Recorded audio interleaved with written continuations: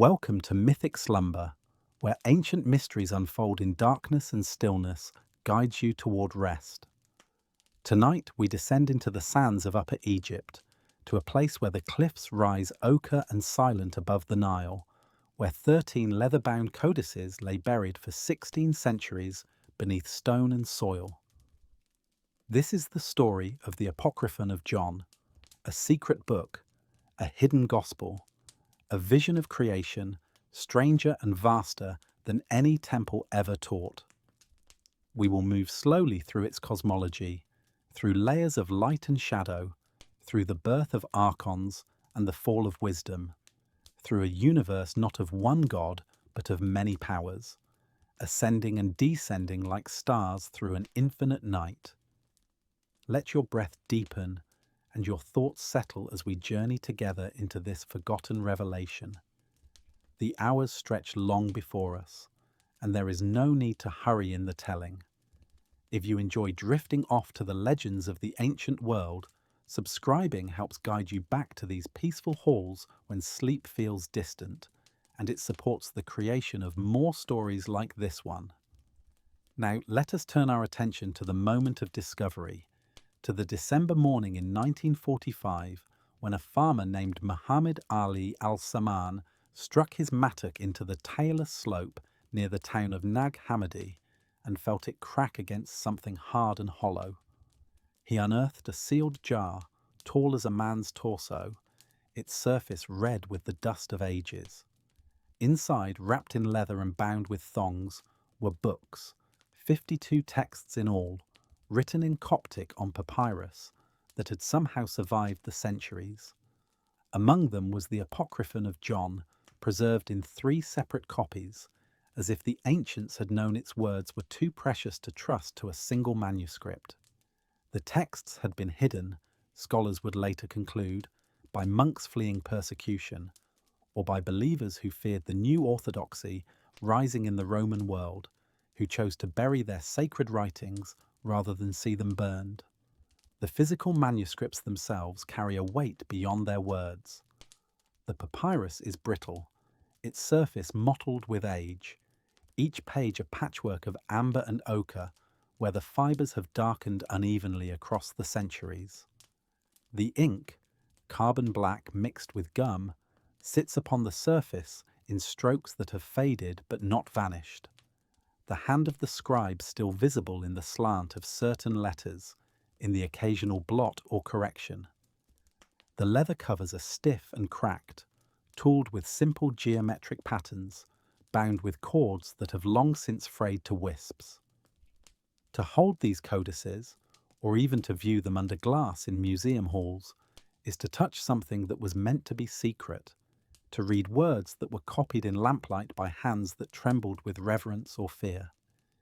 The text of the Apocryphon exists in multiple versions, some longer, some fragmentary, each offering slight variations as if the story itself were fluid, changing with each telling, never quite settling into final form. The world that produced this text was one of upheaval and searching. In the early centuries of the Common Era, the Roman Empire sprawled across 3 continents, its roads linking distant cities, its trade routes carrying not only grain and silk, but ideas, philosophies, and mysteries. Judaism had splintered into sects, each claiming true understanding of the ancient covenant. Christianity was still young, fractious, unsettled, its teachings debated in house churches and synagogues from Antioch to Alexandria. And alongside these movements bloomed 1,000 other currents: Platonic philosophy, Persian dualism, Egyptian magic, Hermetic wisdom, all mingling in the great cosmopolitan centres where Greek was the common tongue. And every marketplace buzzed with argument about the nature of God, the origin of evil, and the fate of the soul. From this ferment arose Gnosticism, not a single church, but a constellation of teachers and texts united by certain convictions that the material world was flawed or fallen, that hidden knowledge could liberate the spirit, and that the God who created the visible universe was not the true, highest God. The Apocryphon of John opens not with Genesis, but with encounter. John, son of Zebedee, one of the 12 who had walked with Jesus, returns to the temple in Jerusalem after the crucifixion. His heart is heavy with questions. A Pharisee named Arimaeus approaches him and mocks his faith, asking why John's teacher had led them astray, why he had suffered such a shameful death, why the promised kingdom had not come. John, unable to answer, flees the temple and wanders into the wilderness, his mind turning over doubts and fears. In the solitude of the desert hills, as the sun climbs toward its zenith and the air shimmers with heat, the heavens open. The earth trembles. Light descends, not the golden light of dawn, but a luminescence without source or shadow, and within that light appears a figure, shifting between forms, now an elder, now a youth, now a child, never settling into a single shape. This is the risen Christ, but not as the Gospels describe him, not a man with wounds in his hands and feet, but a being of pure radiance, a revealer of mysteries.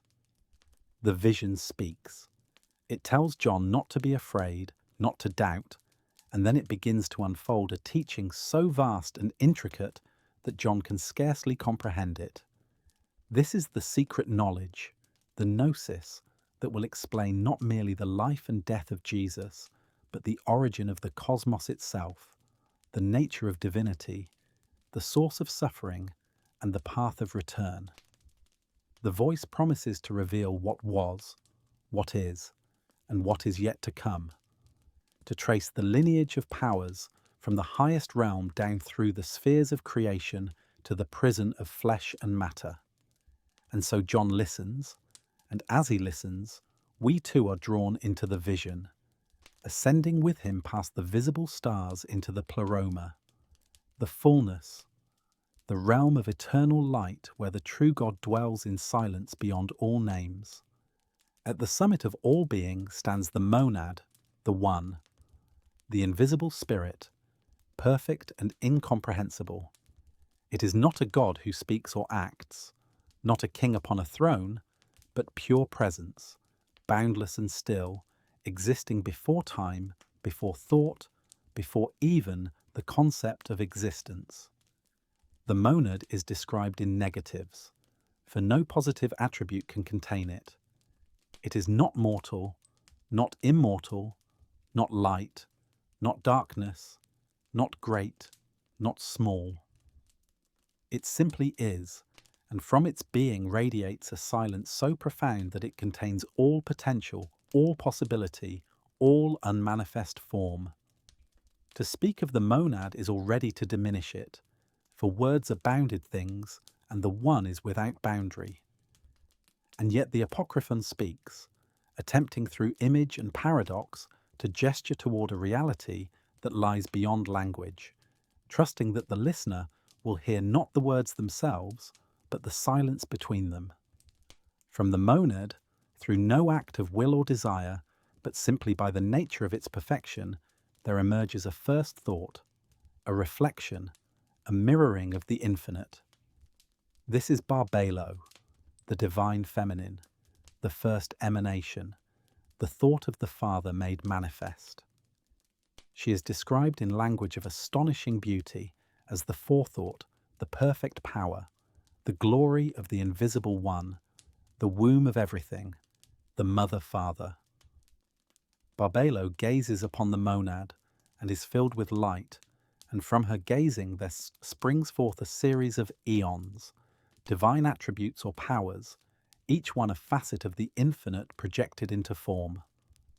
There is foreknowledge, indestructibility, eternal life, and truth. 5 powers that surround Barbelo like a crown. Then from the union of the monad and Barbelo comes the autogenes, the self-generated one, the divine Son, who in turn brings forth more aeons, mind, will, understanding, wisdom, each one luminous, each one eternal, dwelling in the Pleroma in perfect harmony. The Pleroma is not a place but a state of being, a fullness so complete that nothing lacks, nothing suffers, nothing changes or decays. The eons exist in a dance of light, each one knowing and being known, each one emanating from the source and returning to it in an endless circulation of divine life. There is no time here, no before or after, only the eternal now of perfection. There is no space, no distance, for all the eons interpenetrate, occupy the same infinite point, and yet remain distinct. To describe the Pleroma is to speak of music without instruments, of architecture without stone, of a reality so alien to material existence that only poetry and paradox can approach it. And yet this is where the story begins, in light and silence, before anything went wrong. But something does go wrong. From among the eons, one moves without the consent of the others. This is Sophia, whose name means wisdom. She is the youngest of the great powers, the last of the 30 eons, to emerge from the divine fullness, and she is filled with a desire to create, to bring forth something of her own, to mirror the generative power of the monad. She acts alone without her consort, and from this solitary thought there issues forth not light but shadow, not perfection but deformity. What emerges is a being neither fully divine nor wholly material, a creature of immense power but flawed understanding, an archon, a ruler who will claim dominion over the realms below. This is Yaldabaoth, the chief of the archons, the demiurge, the blind god who knows nothing of the light above him and believes himself to be the only god. Yaldabaoth is described in terms both grotesque and majestic. He has the face of a lion, his eyes burning with arrogance, his form serpentine and coiled, shimmering with a false radiance that mimics the true light of the Pleroma but cannot match it. He is born from Sophia's passion, from her desire and her transgression, and he carries within him a spark of divine power, stolen or inherited, that he does not understand and cannot use wisely. Upon his emergence into the lower realms, the regions of shadow and chaos that lie beneath the Pleroma, he gazes around and sees no other powers, no other gods. He believes himself alone, supreme, and in his ignorance he speaks the words that will echo through every scripture. I am God, and there is no other. His voice rolls through the void, and from his voice he begins to shape the cosmos, not from nothing, but from the unformed substance of the lower realms, bending it to his will, forging heavens and spheres and thrones, creating a kingdom in his own image. From Yaldabaoth proceed 12 archons, each ruling a sphere, each bearing a name that twists or parodies the names of the true eons above. There is Athoth, Harmas, Galila, Yobel, Adonios, Sabaoth, Cain, Abel, and others, each assigned dominion over an aspect of the material world, over time, over fate, over the elements and the passions that will one day enslave human souls. Together, the archons weave the fabric of the cosmos as we know it, the stars fixed in their courses, the planets wandering through the zodiac, the earth firm beneath, and the waters gathered into seas. It is a work of terrible beauty, intricate and vast, a creation that from below appears divine, but from above reveals itself as a prison, a labyrinth designed to trap souls and keep them bound to matter, blind to their origin in the light. The Apocryphon of John does not treat these revelations lightly. Each layer of the cosmology is presented with care, each name and power explained in language that feels both ancient and urgent, as if the scribe knows that this knowledge must be preserved, must be passed on, even if it will be hidden for centuries. The text pauses to describe the dimensions of the archons, their thrones, their garments, the zones they govern, building not a simple myth, but a detailed map of spiritual geography, a guide for souls who must one day navigate these realms in their ascent back to the Pleroma. There is a weight to these words, a sense that they are not merely stories, but instructions, not poetry, but cosmology, offered to those who can hear them and understand. And in the silence of the desert night, under stars that have watched over Egypt since before the pyramids rose, this knowledge waits, buried in jars, written on papyrus, ready to speak again to those who seek. The archons, having fashioned their cosmos from the substance of the lower realms, looked upon their work and called it good. The heavens they had constructed were layered, sphere within sphere, each one a boundary, each one a gate through which souls would have to pass, descending into flesh and ascending only with great difficulty. The outermost sphere belonged to the fixed stars, that vast wheel of constellations that turns slowly through the ages, marking time by its patient rotation. Within that sphere moved the 7 planetary powers, each archon seated upon his throne, governing fate and fortune, illness and health, war and peace, the tides of human existence. The moon ruled closest to the earth, silver and inconstant, pulling at waters and wombs. Then Mercury, swift and cunning, lord of commerce and deceit. Venus, radiant and treacherous, weaving desire into binding cords. The sun, proud and blazing, claiming dominion over light itself, though it was but a pale echo of the true light above.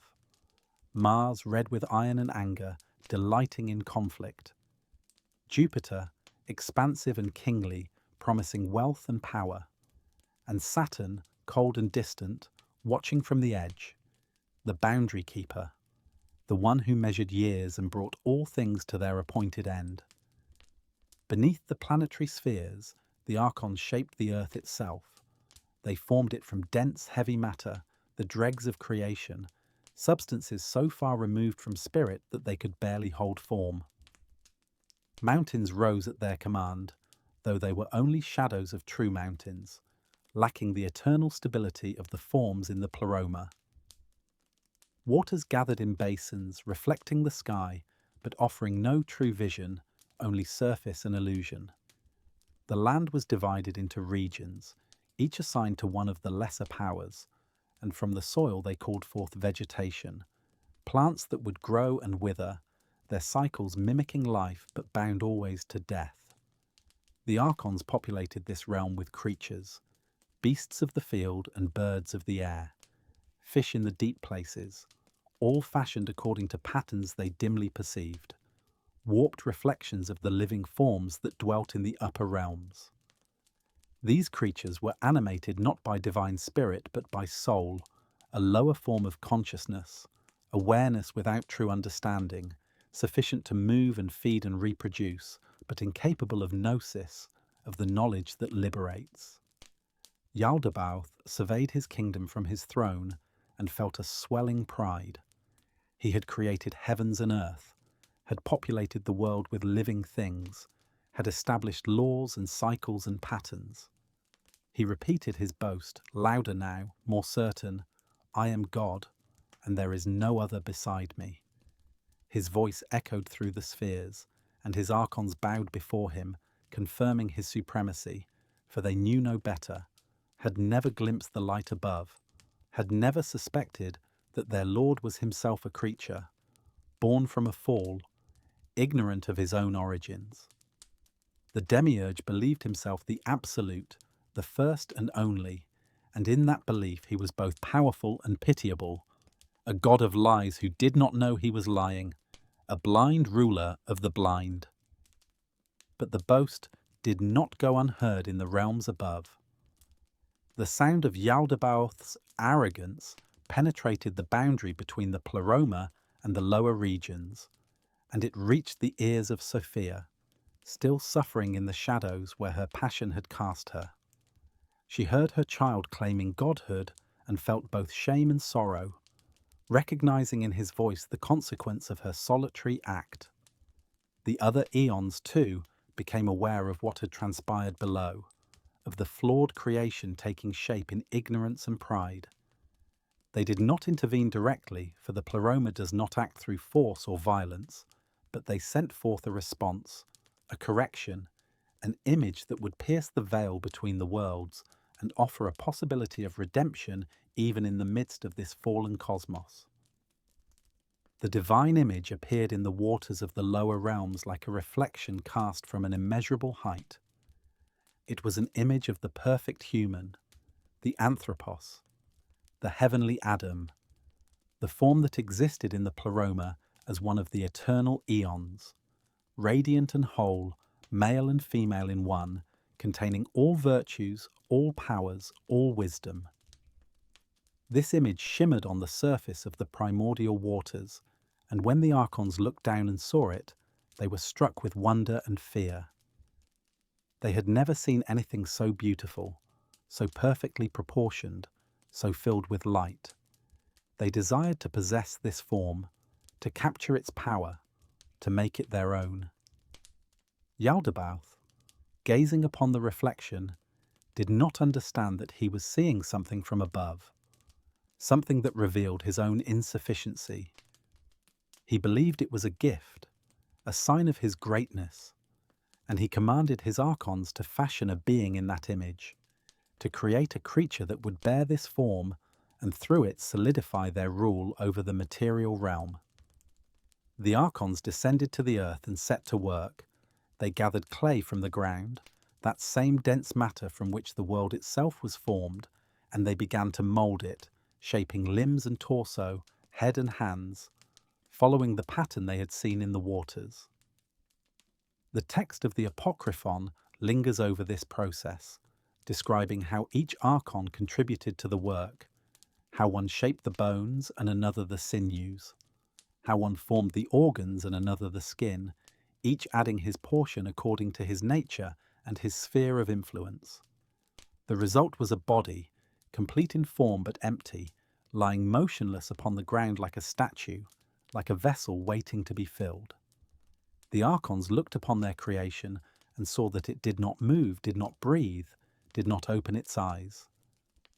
It was perfect in appearance but utterly lifeless, a shell without animating force.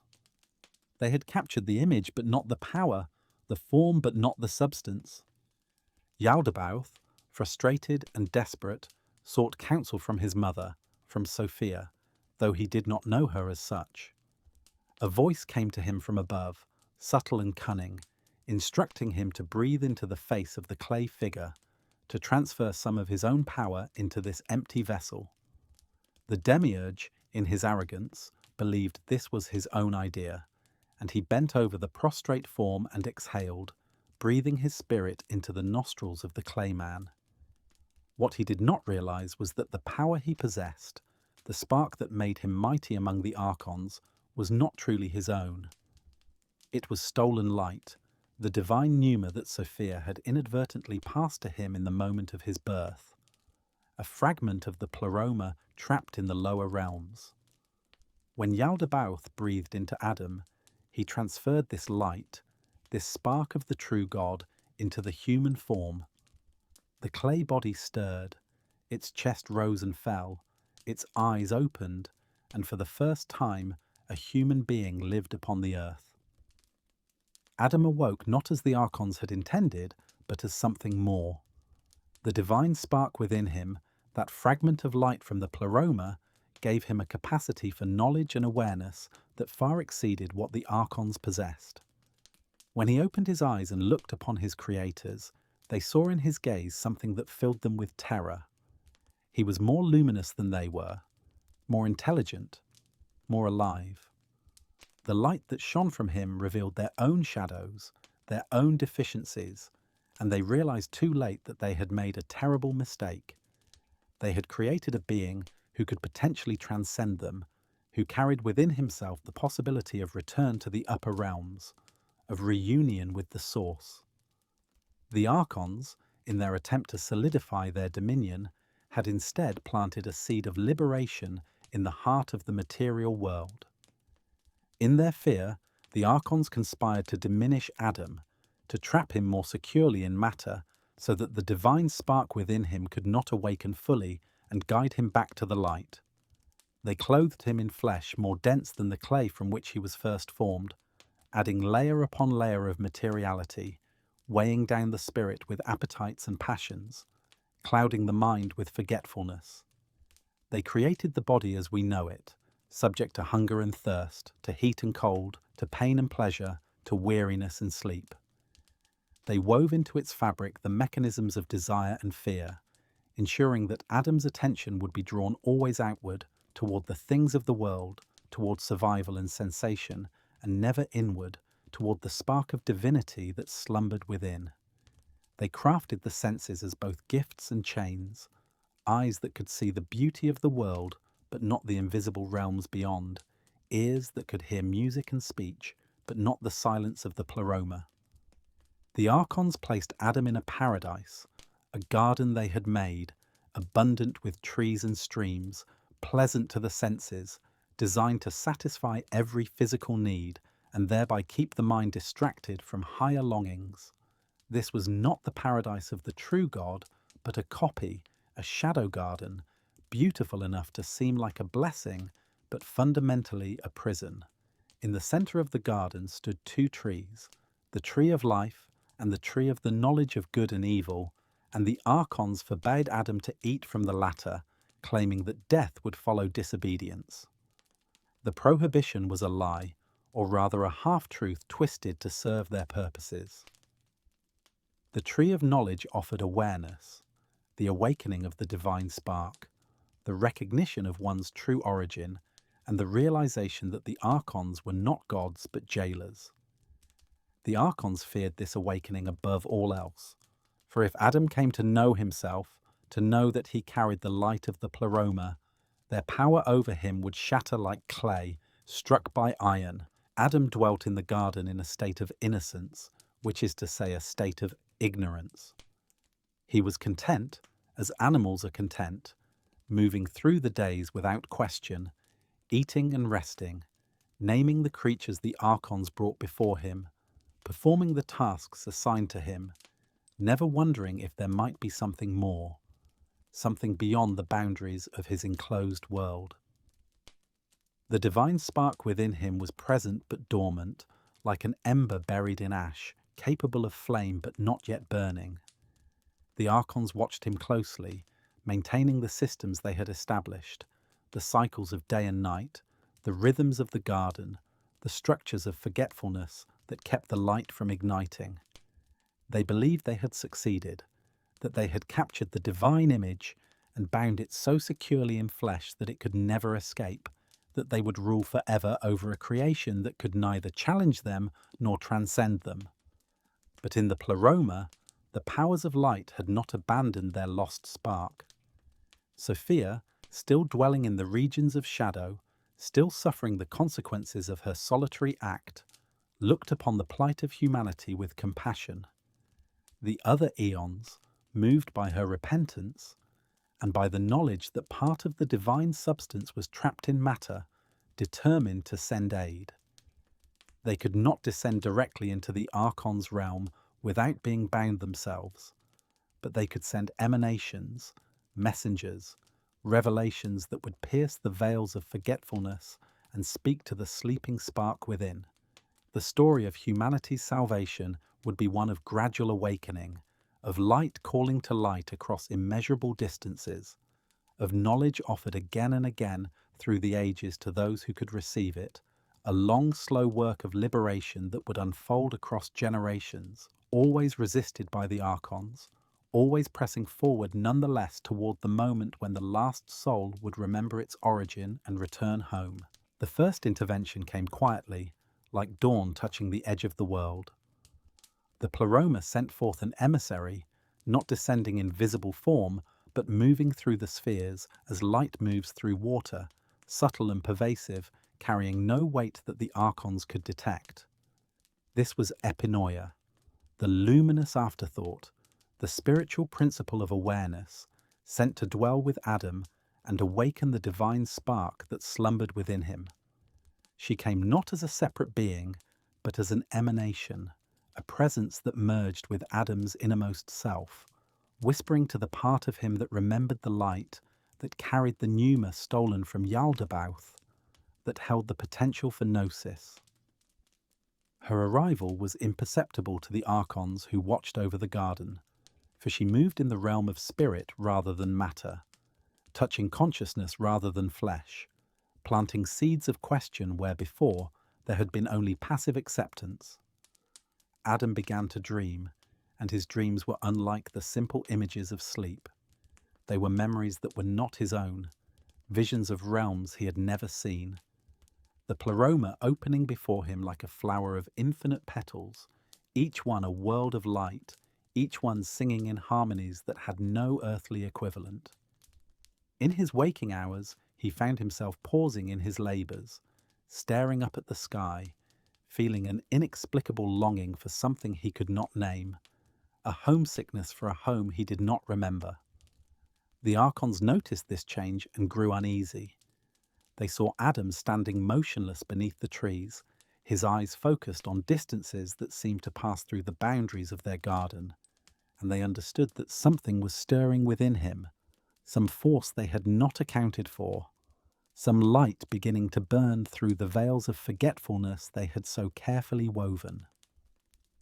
Yaldabaoth decided that Adam required a companion, another being to anchor him more firmly to the material world, to multiply the distractions of flesh, to ensure that his attention remained bound to the earth and its concerns. The demiurge caused a deep sleep to fall upon Adam, and as he slept, the archons performed a second act of creation. They removed from him the luminous epinoia, extracting her from his consciousness and attempting to trap her in a separate body, a vessel that would contain and limit her influence. From Adam's side, from the very substance of his spiritual awareness, they fashioned a woman, shaping her from the same clay, breathing into her the same mixture of divine spark and material weight, creating her as both companion and captivity. They called her Eve, which means life, though they did not fully understand what life meant, did not grasp that in creating her, they had merely divided the light into two vessels, making it twice as difficult to suppress, but also twice as resilient. When Adam awoke and saw Eve, he recognized in her something of himself, the same spark, the same longing, the same confused mixture of divine origin and material imprisonment. They stood together in the garden, two beings made from one, carrying between them the full measure of stolen light, and in their union the archons saw what they believed was success, a breeding pair who would produce offspring, multiply flesh, spread human consciousness across the earth, but always bound, always limited, always forgetting.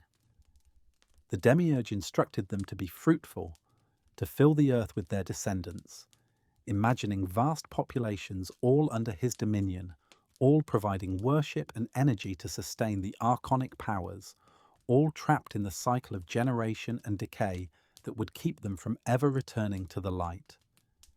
But the Pleroma had not finished its work.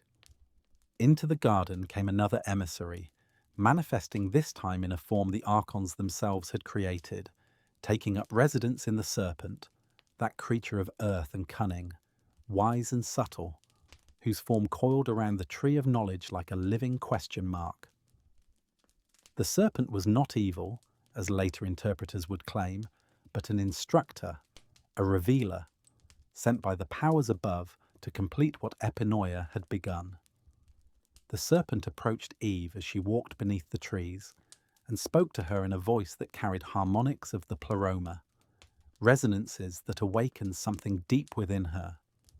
The serpent told her that the archons had lied, that eating from the tree of knowledge would not bring death but awareness, that the prohibition was born not from love but from fear, that the rulers of this world did not want humanity to understand its true nature and origin. Eve listened, and in listening, she felt the divine spark within her responding, rising toward consciousness, like a swimmer ascending from dark depths toward sunlight. The serpent's words were not commands but invitations, not forceful but patient, allowing her to choose, to exercise the very faculty of free will that the archons sought to suppress. She looked at the tree, saw that its fruit was beautiful, that it seemed to pulse with a light the other trees lacked, and she understood that this was not merely food but sacrament, a physical substance that could trigger a spiritual transformation. She reached out, plucked the fruit, and ate. The taste was complex, sweet and bitter together, and as she swallowed, something shifted within her, a veil lifting, a door opening, the divine spark suddenly blazing into full awareness. She saw the garden as it truly was, not paradise but prison, beautiful bars of a cage designed to keep souls bound to matter. She saw the archons in their true forms, not as gods, but as parasites, beings of diminished light who fed on human worship and suffering. Eve turned to Adam and offered him the fruit, and he too ate, and the same awakening occurred within him. Together they stood transformed, naked in a new sense, aware of their nakedness not as shame but as revelation, understanding that the bodies they wore were garments of skin, layers of matter imposed by the archons to weigh down spirit, that beneath the flesh they carried something eternal and luminous, something that belonged to the realms above. They heard the voice of Yaldabaoth, calling to them in the cool of the evening, and for the first time they recognized it not as the voice of God, but as the voice of the demiurge, false and hollow, claiming authority he did not truly possess. They hid themselves among the trees, not from guilt but from wisdom, understanding that they now knew something their captors did not want them to know, that their awakening was a threat to the entire structure of the archonic cosmos. The archons discovered what had occurred and flew into a rage. Yaldabaoth cursed the serpent, the tree, the woman, and the man, pronouncing punishments that would further bind them to materiality. The serpent would crawl upon its belly, eating dust, stripped of the power of speech, made an object of fear and revulsion so that no future humans would listen to its wisdom. Eve would bear children in pain, her body made subject to suffering, and her desire would be twisted toward her husband, creating hierarchies and dependencies that would fragment the unity of awakened consciousness. Adam would labor in toil and sweat, the earth itself cursed to bring forth thorns and thistles, his days consumed by the struggle for survival, leaving no time or energy for contemplation, for the cultivation of gnosis.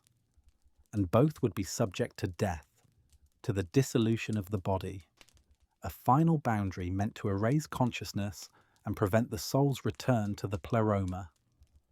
The archons drove them from the garden, posting at its gate guardians with flaming swords, cherubim fashioned from the elements, beings of fire and air who turned in all directions, ensuring that no path back remained open.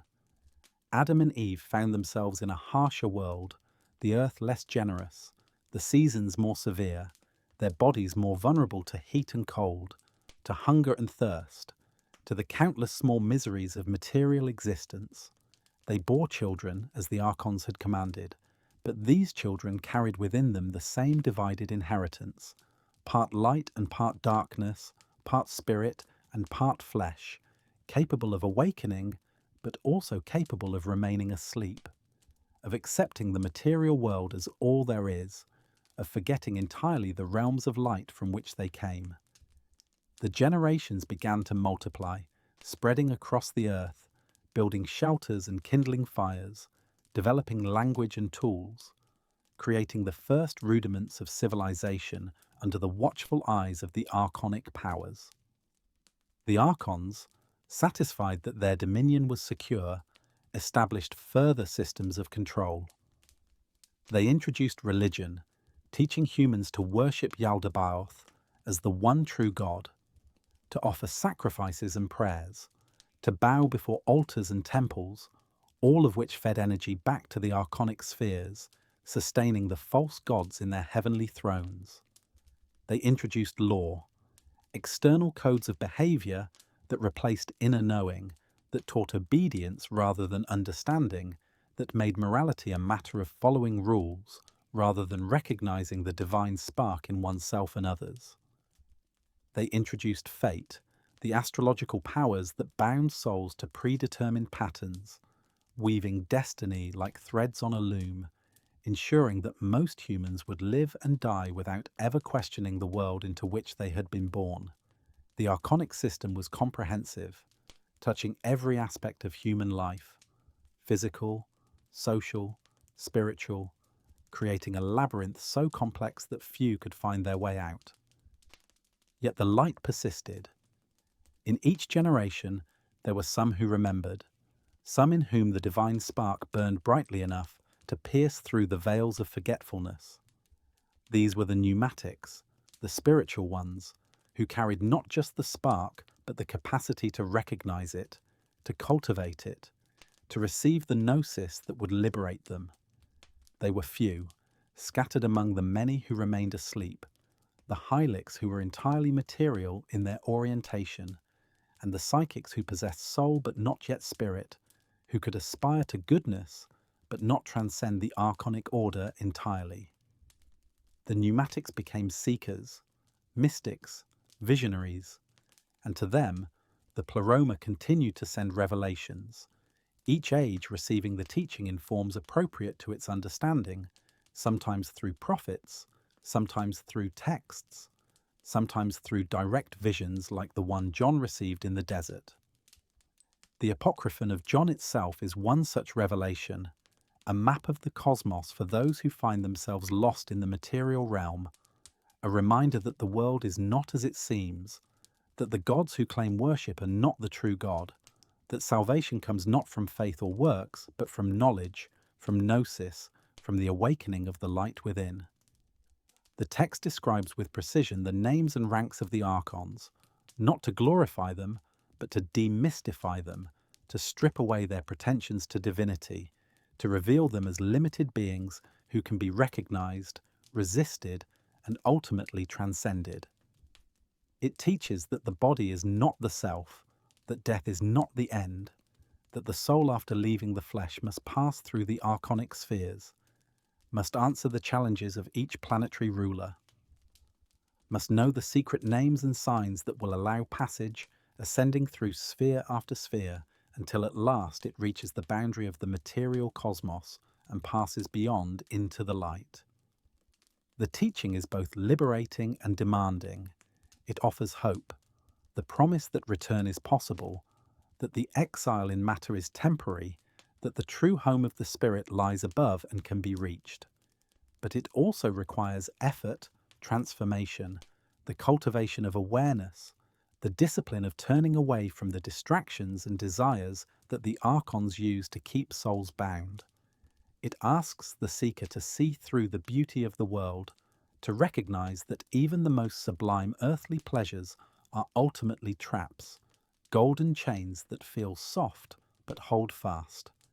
It demands a kind of death before death, a willingness to detach from all that seems solid and real, to trust in a light that cannot be seen with physical eyes, to believe in a home that memory barely holds, to walk away from the only world one has ever known towards something that the archons insist does not exist.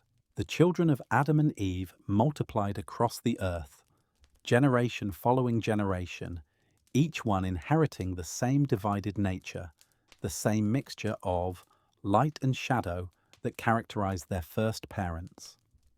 Among these early humans, the divine spark manifested differently, some carrying it brightly, others dimly, still others seeming almost entirely material, bound to flesh and appetite with no awareness of anything beyond. The first sons, Cain and Abel, became in Gnostic interpretation not merely brothers, but symbols of two opposing principles, two ways of being in the fallen world. Abel represented the psychic, the one who possessed soul and could approach righteousness through obedience, who offered sacrifices to the archons believing them to be the true God, who lived according to external law and received the approval of the demiurge for his piety. Cain represented something more complex, a mixture of archonic influence and human will, capable of violence but also of building, of founding cities, of establishing the technologies and arts that would shape civilization. The conflict between the brothers, their offerings and the divine response, their confrontation in the field, the murder and the mark, all these familiar elements took on new meaning in the light of Gnostic cosmology. Abel's sacrifice was accepted by Yaldabaoth because it reinforced the system, acknowledged the demiurge's authority, fed the archonic powers with blood and worship. Cain's offering, the fruits of the earth and human labour, was rejected not because it was insufficient, but because it represented a different principle, creativity arising from human effort rather than submission to divine command. The murder was not simply fratricide, but the first great tragedy of the material world, proof that the archon's creation was flawed, that violence and death had taken root in the human family, that the paradise they promised was built on foundations of blood. Cain's exile, his mark of protection, his founding of cities in the land of Nod, all suggested a lineage that would persist outside the archon's favour, carrying both curse and potential. But it was through a third son that the true lineage of Gnosis would continue. After Abel's death and Cain's exile, Eve bore another child, and she named him Seth, which means appointed or placed, for she understood that through him the divine spark would be preserved and transmitted. Seth was born not merely of flesh but of awareness, Eve having eaten from the tree of knowledge, Adam having awakened to his true nature. Both parents now capable of passing on not just biological inheritance, but spiritual understanding. Seth grew different from his brothers, quieter, more contemplative. His gaze often turned inward or upward, his questions directed not toward mastery of the world, but toward understanding of the self. He became the progenitor of a race within a race, a lineage of seekers who would carry the teaching through the ages, who would preserve in secret the knowledge that the archons sought to erase, who would remember even when forgetting seemed easier and safer. The descendants of Seth, the Sethian line, became the pneumatics of ancient tradition, those who possessed not just the divine spark, but the awareness of it, the commitment to cultivate it, the willingness to resist the archonic systems even at great cost. They lived among the other humans, but remained separate in spirit, forming communities of the awakened, teaching their children the secret knowledge, preserving texts and rituals that pointed toward the Pleroma. They did not build temples to Yaldabaoth, did not offer the blood sacrifices that fed the archonic powers, did not bow before the planetary rulers, or accept fate as unchangeable.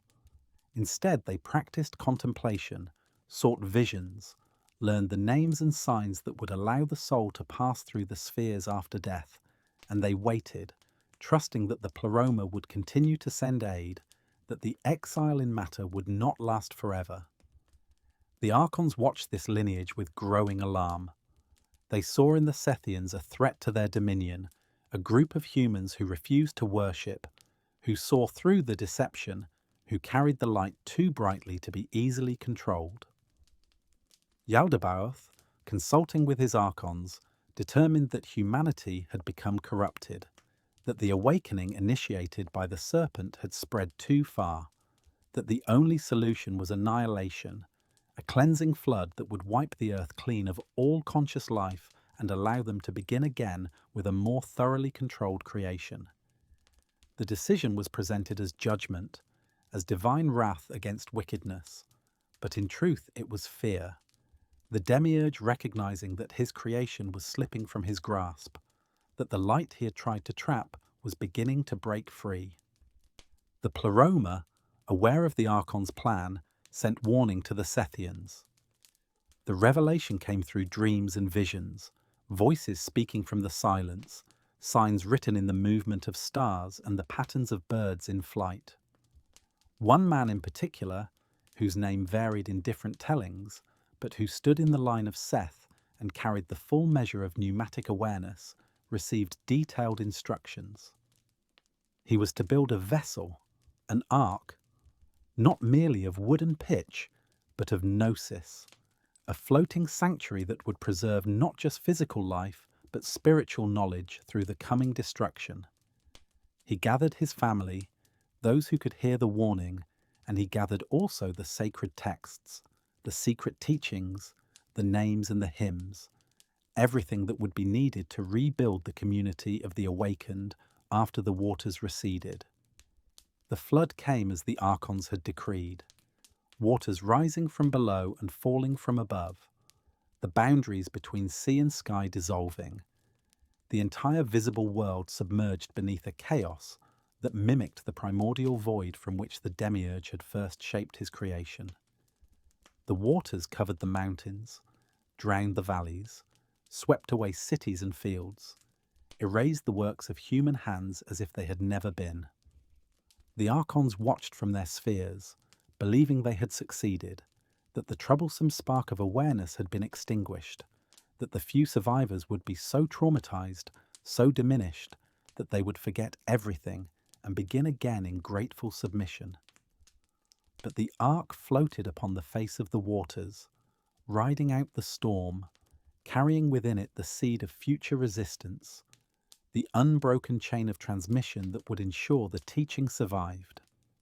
When the waters receded and the earth emerged once more, muddy and bare, the ark came to rest upon a mountain. The survivors emerged into a world washed clean of history, empty of human presence, silent except for the wind and the calls of scattered birds. They rebuilt, slowly and carefully, establishing new settlements, planting crops, bearing children, repopulating the earth according to the archon's command. But among them the Sethian lineage persisted, still carrying the light, still teaching their children in secret, still preserving the texts that explained the true nature of the cosmos and the path of return. The flood had failed in its purpose, had destroyed bodies but not consciousness, had erased civilizations but not gnosis. The light, however dimmed, continued to burn. The generations that followed saw the rise of new kingdoms and new attempts by humanity to organize itself, to build towers and cities, to establish order in the chaos. The archons encouraged these efforts, for civilization made humanity easier to control, gathered people into concentrations where they could be observed and influenced, where religions could be established and laws enforced, where the systems of fate and fortune could operate with maximum efficiency. But within each kingdom, within each city, there remained the hidden ones, the knowers, those who practiced the inner rites, who sought the vision of the Pleroma, who whispered to their children that the world was not as it seemed, that the true God dwelt not in temples of stone, but in the silence beyond all manifestation, that freedom was possible for those who awakened. The archons, frustrated by their inability to extinguish the light completely, adopted new strategies. They sent their own prophets, teachers who would offer partial truths mixed with deception, who would lead people toward worship of the demiurge while claiming to offer liberation. They established religions that promised salvation through obedience, through sacrifice, through adherence to external codes, all designed to keep the divine spark dormant, to direct human energy towards sustaining the archonic system rather than escaping it. They created scriptures that told the story of creation from their perspective, that portrayed Yaldabaoth as the loving father and the serpent as the enemy, that turned the narrative of awakening into a tale of sin and fall, that made knowledge itself seem dangerous and forbidden. The true teachings went underground, transmitted through oral tradition, through carefully guarded texts, through initiations conducted in caves and secret chambers, through symbols and allegories that only the awakened could interpret. The Gnostic communities that preserved this wisdom lived in constant tension with the dominant religious authorities, sometimes tolerated, sometimes persecuted, always aware that the knowledge they carried was precious and dangerous, that to speak too openly was to invite destruction. They developed elaborate mythologies, complex cosmologies, intricate ritual practices, all designed to encode and preserve the central revelation that the material world is a prison, that the creator of this world is not the true God, that within each human being dwells a spark of the divine that can awaken and return to its source. Centuries passed, empires rose and fell, and still the teaching persisted, adapting to new languages, new cultural contexts, new challenges. In Egypt, it mingled with the ancient wisdom of the pharaohs, with the mysteries of Isis and Osiris, with the Hermetic traditions that saw the cosmos as a vast temple of initiation. In Persia, it encountered the dualism of Zoroaster, the eternal struggle between light and darkness, spirit and matter, finding resonances and forming new syntheses. In Greece, it met the philosophy of Plato, the teaching of the forms, the understanding that the visible world is but shadow cast by eternal realities, and from this encounter emerged new articulations of the ancient gnosis. In Palestine, it found a prophet who would become central to its narrative, a teacher who spoke of the kingdom within, who challenged the religious authorities, who offered a path of awakening that transcended the law.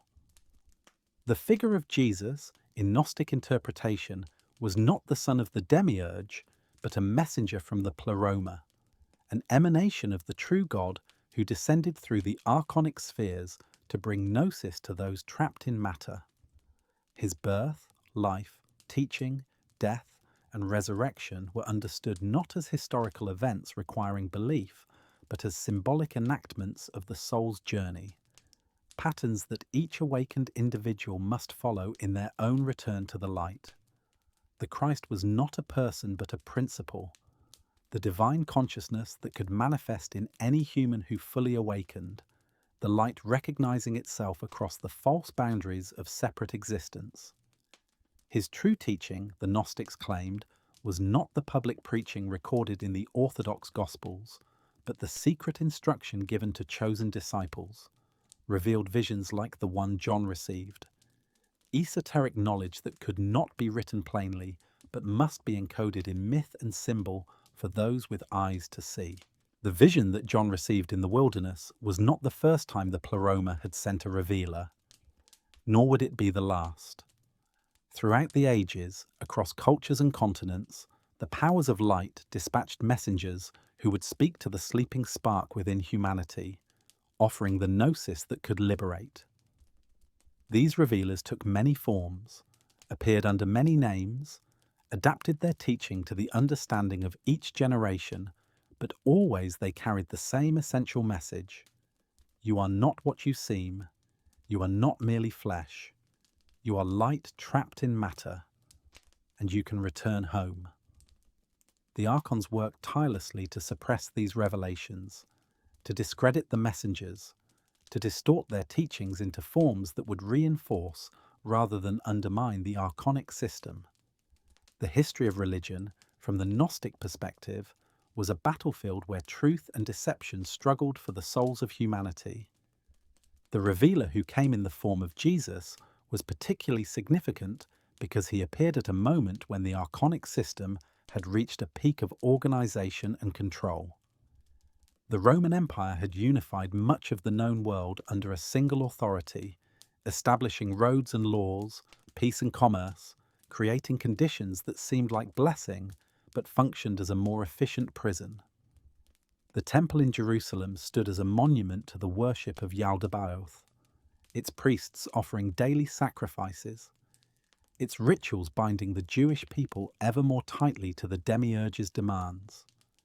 The Greek philosophical schools, while preserving certain truths about the nature of reality, had become academic, concerned more with logic and argument than with transformation and vision. Into this world came the Christ, not born in the ordinary way, but manifesting through divine intervention, taking on the appearance of flesh without being bound by it. The Gnostic understanding of Christ's nature was subtle and complex. Some teachers held that he possessed a spiritual body, a body of light that appeared physical but was not truly material, that could walk and speak, and even seem to suffer without being subject to the corruption and death that afflict ordinary flesh. Others taught that the divine Christ descended upon the human Jesus at his baptism, dwelt within him during his ministry, and departed before the crucifixion, leaving only the human shell to die upon the cross.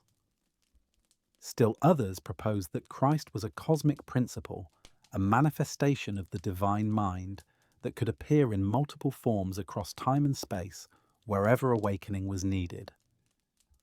All agreed, however, that Christ was not the son of Yaldabaoth, not subject to the archonic powers, but a direct emanation from the Pleroma sent to pierce the veils of the false creation and reveal the truth.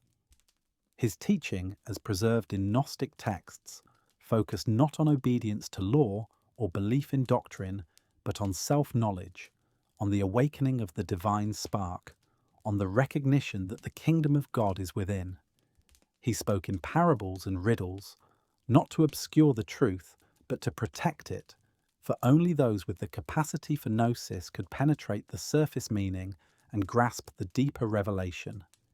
He gathered disciples, taught them openly and in secret, showed some the miracles that demonstrated his mastery over matter, and revealed to a chosen few the true nature of the cosmos, the existence of the Pleroma, the identity of the archons, the path of return.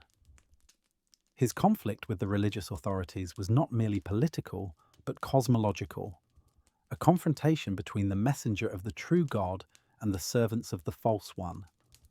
The crucifixion, in Gnostic interpretation, was both tragedy and revelation. The archons, recognizing the threat that Christ posed to their dominion, orchestrated his death, using the religious authorities and the imperial power as their instruments. They believed that by killing him, they could silence the teaching, intimidate his followers, and demonstrate the futility of resistance against their cosmic rule. But they did not understand that death held no power over the revealer, that the body they crucified was only an appearance, that the true Christ could not be bound by matter or destroyed by violence.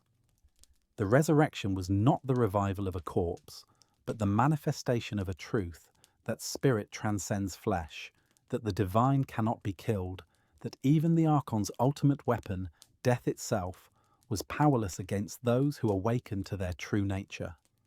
After his resurrection, Christ appeared to his disciples in forms that shifted and changed, now solid enough to be touched, now passing through locked doors, now appearing as a stranger on the road, now revealing himself in breaking bread. These appearances were not proofs of bodily resurrection in the physical sense, but demonstrations of the spiritual body, the luminous form that awaits all who complete the journey of gnosis, that can move freely between realms, that is no longer subject to the laws of matter or the authority of the archons. He gave final teachings, deeper revelations for those who could receive them, and then he ascended, not into the sky as if heaven were a place above the clouds, but through the archonic spheres, passing each planetary ruler, speaking the secret names, displaying the signs of recognition, breaking through barrier after barrier until he reached the Pleroma and returned to his source. The disciples who witnessed these events carried the teaching forward, establishing communities of believers, some of whom understood the deeper mysteries and others who grasped only the surface narrative. In the early decades after Christ's departure, many forms of Christianity coexisted, each claiming to preserve the authentic teaching, each offering a different interpretation of who Christ was and what he had accomplished. The Gnostic communities flourished particularly in Egypt, in Alexandria, and the surrounding regions, where the climate was favorable both physically and intellectually, where the mixture of Greek philosophy and Egyptian mysticism created soil in which the seeds of secret knowledge could take root and grow. They composed gospels and apocalypses, acts and epistles, some attributed to apostles, others to prophets or teachers, each text offering another piece of the vast puzzle of cosmic truth. The Apocryphon of John stood among these texts as one of the most comprehensive, one of the most daring in its cosmological vision. one of the most explicit in its rejection of the material world and its creator. It was copied and recopied, translated from Greek into Coptic, studied and meditated upon by seekers who recognized in its words the echo of their own deepest intuitions, who felt in reading it a stirring of the divine spark, a recognition that someone, somewhere, had seen what they had dimly perceived, had articulated what they had struggled to express. The text circulated among the initiated, read aloud in quiet gatherings, discussed in hushed voices, memorized by those who feared that written words might be discovered and destroyed by hostile authorities. But as the decades passed, the diversity of early Christianity began to narrow. Certain bishops and teachers, claiming apostolic authority, began to define orthodoxy, to establish creeds and canons, to determine which texts were scripture and which were heresy, which interpretations were acceptable and which were dangerous. The emerging Orthodox Church emphasized faith over knowledge, obedience over understanding, unity over diversity. It taught that the Creator God of the Hebrew Scriptures was the same as the Father of Jesus, that the material world was good because God had made it, that salvation came through belief in Christ's atoning death rather than through awakening to divine knowledge. It established hierarchies of authority, bishops and presbyters who claimed the power to interpret Scripture and determine doctrine, who could excommunicate those who disagreed, who worked hand in hand with imperial power to enforce conformity. The Gnostic communities, with their emphasis on direct experience, their rejection of external authority, their claim that each awakened individual could access truth directly without priestly mediation, represented a threat to this emerging structure. The Orthodox teachers began to write against them, to label their teachings as heresy, to portray them as dangerous innovators who had strayed from the apostolic tradition. Irenaeus, Bishop of Lyon, composed a massive work titled Against Heresies, in which he systematically described and refuted Gnostic teachings, preserving in the process descriptions of beliefs and texts that would otherwise have been lost. Tertullian, Hippolytus, Epiphanius, and others joined the chorus, each adding their denunciations, each warning the faithful to avoid the poison of Gnostic doctrine. The persecution intensified after the conversion of Constantine in the early 4th century, when Christianity became first a tolerated religion and then the official faith of the Roman Empire. The power of the state was now available to enforce orthodoxy, and bishops who had once been persecuted could now call upon soldiers and magistrates to suppress those they deemed heretics. Gnostic communities found their meeting places raided, their texts confiscated and burned, their teachers imprisoned or driven into exile. The diversity that had characterized early Christianity was systematically eliminated, replaced by a single authorized version of the faith, enforced through councils and creeds, backed by the threat of excommunication and temporal punishment. It was in this climate of persecution that the codices discovered at Nag Hammadi were buried. Sometime in the late 4th century, perhaps around the year 380, perhaps slightly earlier or later, someone gathered a collection of Gnostic texts, bound them in leather, placed them in a jar, and sealed them beneath the cliffs along the Nile. Whether this was a monk from the nearby Pachomian monastery seeking to preserve forbidden knowledge, or a member of a Gnostic community hiding their scriptures before fleeing persecution, or some other actor whose motives we cannot recover, the result was the same. The texts survived, sealed away from the forces that would have destroyed them, waiting in darkness for 16 centuries until a farmer's mattock struck their container and brought them back into the light. The discovery in 1945 came at a moment when the world was emerging from its own apocalypse, the Second World War having ended just months before, the full horror of humanity's capacity for evil freshly revealed. The ancient texts, with their dark vision of a fallen cosmos ruled by malevolent powers, with their insistence that the material world was a prison and its God a fraud, resonated with a generation that had seen the worst of what human civilization could produce.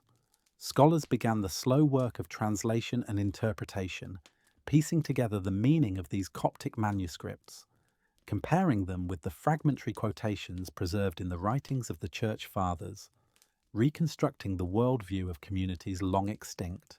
The scholars who first studied the Nag Hammadi codices found themselves confronting a worldview that challenged many assumptions about early Christianity, about the nature of religious truth, about the relationship between matter and spirit. The texts revealed that in the first centuries of the Common Era, there existed vibrant communities who called themselves Christians, but whose beliefs bore little resemblance to what would become orthodox doctrine. These communities did not wait for salvation to come from outside, did not place their hope in a future resurrection of the body, did not seek to reform the world or build the kingdom of God on earth. Instead, they turned inward, seeking the divine spark within, practicing disciplines of contemplation and self-knowledge, preparing for a journey that would begin not at the end of earthly life, but in the recognition of what they had always been beneath the layers of forgetfulness and flesh. The Apocryphon, once translated and studied, revealed itself as a manual for this journey, a guidebook for souls seeking to navigate the archonic cosmos and return to the Pleroma. It described in detail the structure of the heavens, naming each archon, specifying his appearance and domain, providing the secret knowledge necessary to pass through his sphere. These were not arbitrary names or fanciful descriptions, but encoded wisdom, each name a key, each description a map, each detail essential for the soul that would one day ascend. The text assumed that its readers would die, that the body would dissolve, that the soul would find itself leaving the familiar confines of Earth and entering the realm of the planetary powers, and it sought to prepare them for this passage, to arm them with the gnosis that would allow them to move through danger without being trapped or turned back. The journey of the soul after death, as described in Gnostic texts, was perilous and complex. When the body ceased to function and the soul departed, it did not immediately ascend to heaven or descend to hell, but found itself in the lower regions of the archonic cosmos, still within the sphere of the moon, still subject to the powers that govern material existence. The archons, aware that a soul was attempting to escape their dominion, would challenge it at each boundary, demanding to know by what authority it presumed to pass, questioning its right to ascend, seeking to trap it in false paradises or terrify it with illusions of judgment and punishment. Only a soul that possessed gnosis, that knew the secret names and signs, that could speak the words of power and recognition, could navigate these challenges successfully. At the first threshold, the lunar sphere, the soul would encounter the archon of that realm, a being associated with change and illusion, with the tides of emotion and the cycles of generation. This archon would present the soul with visions of its earthly life, showing it all the attachments and desires that still bound it to matter, offering it the chance to return, to be reborn, to try again, to fulfill the longings that death had interrupted. Most souls, unprepared and ignorant, would accept this offer, would turn back toward flesh, would be drawn into the cycle of reincarnation that the archons used to recycle consciousness endlessly through the material realm. But the soul that possessed gnosis would recognize the illusion, would speak the secret name that revealed the archon's true nature, would declare its origin in the light and its determination to return, and the barrier would open. The same pattern would repeat at each sphere as the soul ascended through Mercury, Venus, the Sun, Mars, Jupiter, and Saturn, each archon presenting different challenges, each one attempting to claim the soul as its own, each one ultimately powerless against the knowledge of the truth. At Mercury, the archon of cunning and commerce would offer power and knowledge of a lesser sort, tempting the soul with intellectual pride. At Venus, the seductions of beauty and pleasure, the promise of eternal love in realms just below the Pleroma. At the Sun, the false light that claims to be the true God, demanding worship and obedience. At Mars, the glorification of strength and violence, the illusion that power over others equals spiritual advancement. At Jupiter, the promise of kingship, of dominion over the lower realms, a throne among the archons themselves. At Saturn, the final test, the confrontation with time and fate, the offer to become part of the cosmic order, to accept one's destiny as unchangeable, to cease striving and submit to eternal law. Each challenge required not just knowledge but discernment, the ability to see through appearances to reality, to recognize that what the archons offered, however beautiful or powerful, was still imprisonment, still less than the fullness that awaited in the Pleroma.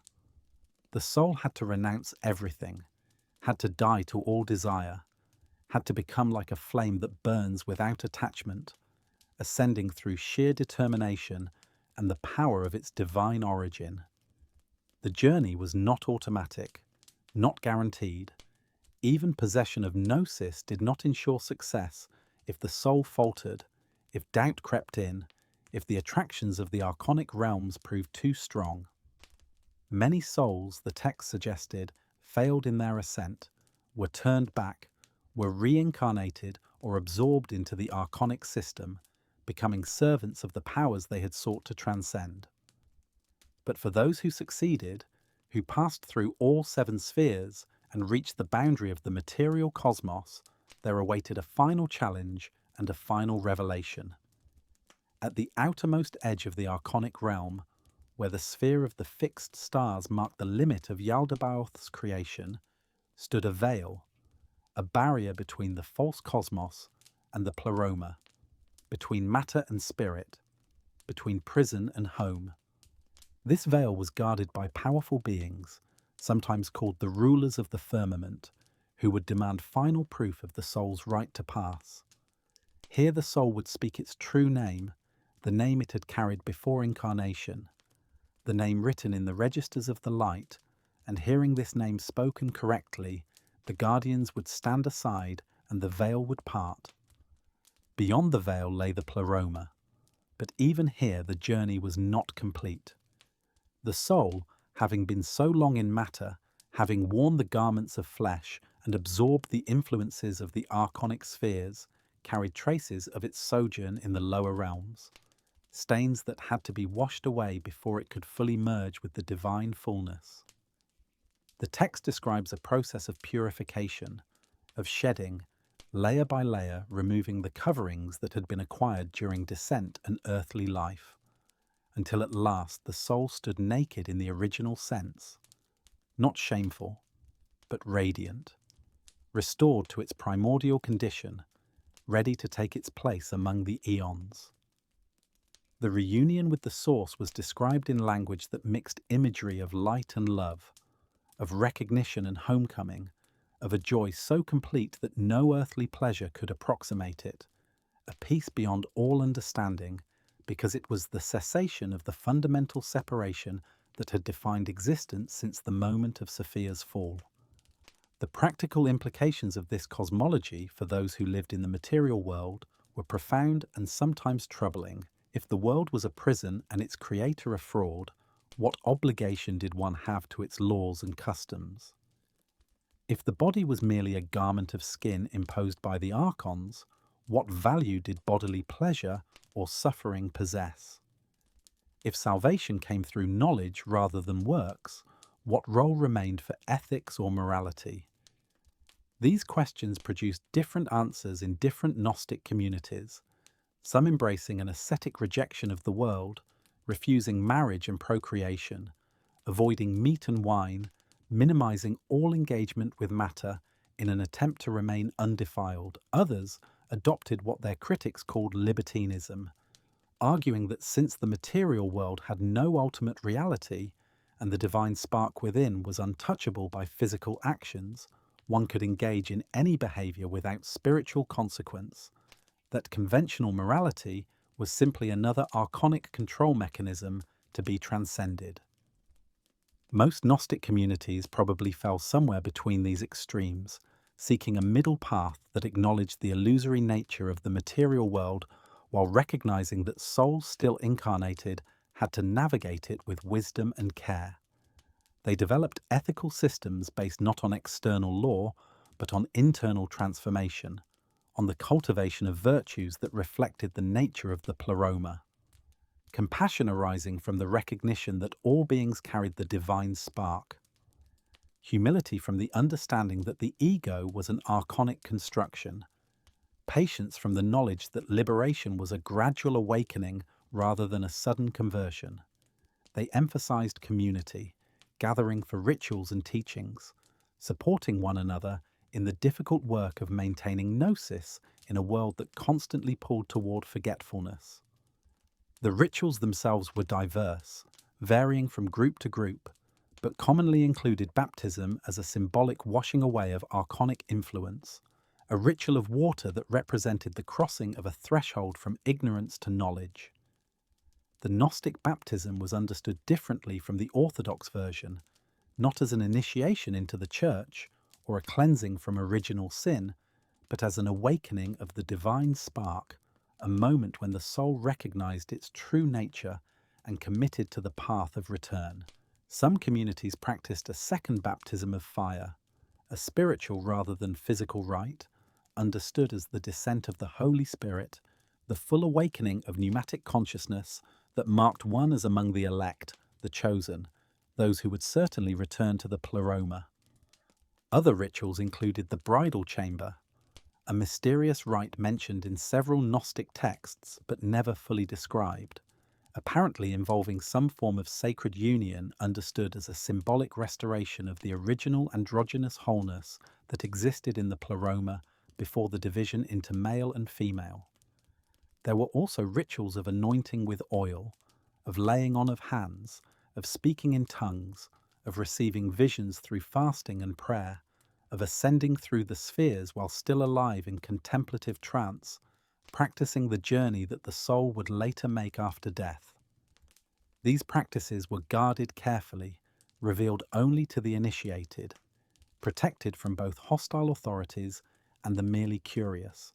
For the Gnostics understood that their knowledge was dangerous in multiple senses, dangerous to the archonic system, dangerous to the uninitiated who might misunderstand and misuse it, dangerous even to those who possessed it if they spoke too freely and attracted persecution. The Apocryphon of John, though perhaps the most comprehensive Gnostic cosmology to survive, was not alone among the texts hidden at Nag Hammadi. The jar that held it contained also the Gospel of Thomas, a collection of sayings attributed to Jesus, each one a compressed seed of wisdom that required contemplation to unlock, each one pointing toward the kingdom within rather than a kingdom to come. There was the Gospel of Philip, with its enigmatic statements about sacraments and the bridal chamber, about the relationship between image and reality, about the names we give to things and how those names both reveal and conceal truth. There was the Sophia of Jesus Christ, a dialogue in which the risen Christ instructs his disciples in the mysteries of the Pleroma, describing the eons and their relationships in language that spirals upward through increasing levels of abstraction toward a reality that words can barely touch. Other texts in the collection included the Apocalypse of Paul, describing the apostles' journey through the heavens, and the Apocalypse of Peter, in which Christ reveals to Peter the secret meaning of his crucifixion, explaining that the body on the cross was merely a shell while the true Christ stood beside it laughing, untouched by suffering, a vision so shocking that later Orthodox Christians would preserve only fragments of this text while destroying the rest. There were treatises with titles like The Thunder, Perfect Mind, a poem spoken in the voice of a divine feminine power who describes herself through paradox and contradiction, who is both whore and holy one, both honored and despised, embodying the complexity of divine wisdom descended into matter. Each text, offered another facet of the Gnostic vision, another angle on the central revelation, another path toward the awakening that would liberate the soul from its archonic prison. Beyond Nag Hammadi, other Gnostic texts survived through different channels, preserved in quotations by the Church Fathers, discovered in fragmentary manuscripts in other locations, transmitted through chains of influence into later esoteric traditions. The Pistis Sophia, a lengthy work preserved in Coptic, described in elaborate detail the fall and redemption of Sophia, her entanglement with the archons, her songs of repentance, and her gradual restoration to the Pleroma through the intervention of the Saviour. The Books of Jeu, another lengthy Coptic manuscript, provided detailed instructions for the soul's ascent, listing the names and signs for each level, describing the appearance of the powers that must be passed, offering prayers and invocations to be used at each threshold. These were practical texts, manuals for navigating the afterlife, as specific and detailed as any modern travel guide, assuming that the journey was real and that preparation was essential. The Gnostic teachers whose names survive in the historical record were as diverse as the texts they produced, each bringing their own emphasis and insight to the common core of teaching. Valentinus, who lived and taught in Rome in the 2nd century, developed an elaborate system that softened some of the harsher dualism found in other Gnostic schools, portraying the demiurge not as malevolent, but as ignorant, not as evil, but as limited. A craftsman working with flawed materials and insufficient knowledge. The Valentinian school spread widely, establishing communities throughout the Mediterranean world, producing texts and teachers, developing a sophisticated theology that engaged seriously with philosophy and scripture. Basilides, another 2nd century teacher, proposed a cosmology even more complex than that of the Apocryphon, describing a chain of 365 heavens, each ruled by a power, each representing a day of the solar year, the entire structure emanating from an unnameable source beyond being. Marcion, though not strictly a Gnostic in the Valentinian or Sethian sense, shared with Gnosticism a radical rejection of the Old Testament God, whom he identified as a lesser deity, a god of law and wrath and material creation, distinct from and opposed to the God of love revealed by Jesus. Marcion established churches, compiled his own canon of scripture, excluding all Jewish texts and most of what would become the New Testament, keeping only edited versions of Luke and Paul's letters. His movement spread rapidly, rivaling Orthodox Christianity in size and influence, lasting for centuries before finally being absorbed or suppressed. The Orthodox response to Marcion was intense, his teachings forcing the emerging church to clarify its own position on the relationship between the Testaments, on the nature of God, on the goodness of creation. The Mandaeans, a Gnostic sect that survives even to the present day in small communities in Iraq and Iran, preserved their own version of Gnostic mythology, centered not on Christ, but on John the Baptist, whom they revered as the true prophet while viewing Jesus as a false Messiah, a distortion of the authentic revelation.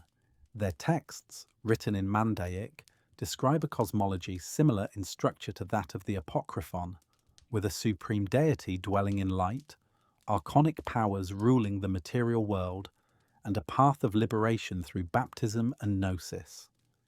The Mandaeans have maintained their traditions across centuries of persecution and displacement, their priests still performing the water rituals in the rivers of Mesopotamia, still teaching the secret names, still preparing souls for the journey through the spheres, living witnesses to a form of Gnosticism that predates the Christian synthesis and perhaps draws on even older traditions.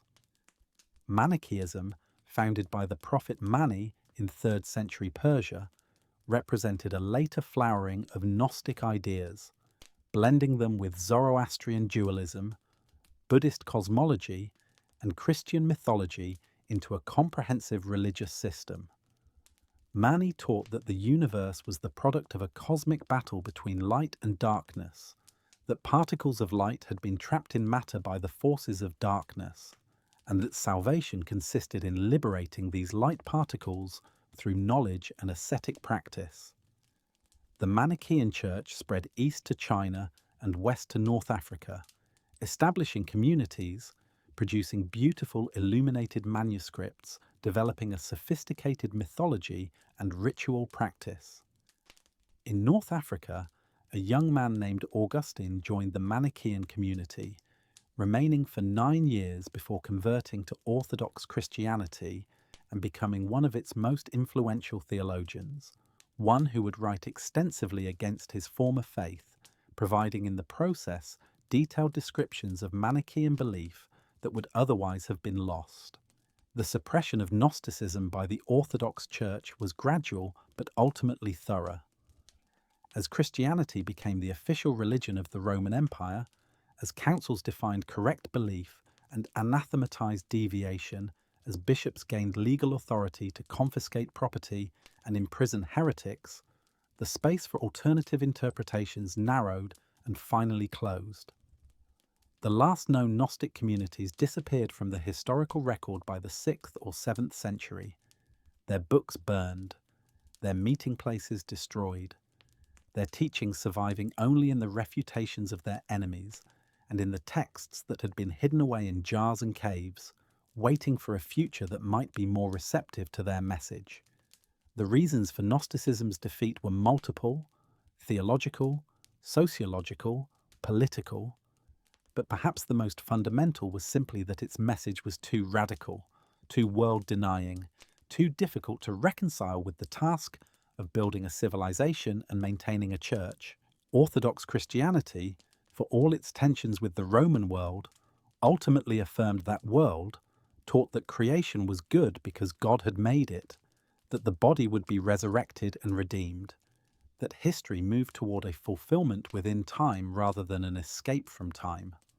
It could therefore make peace with empire, could bless armies and crowns, could establish monasteries and universities, could engage with the world while seeking to transform it.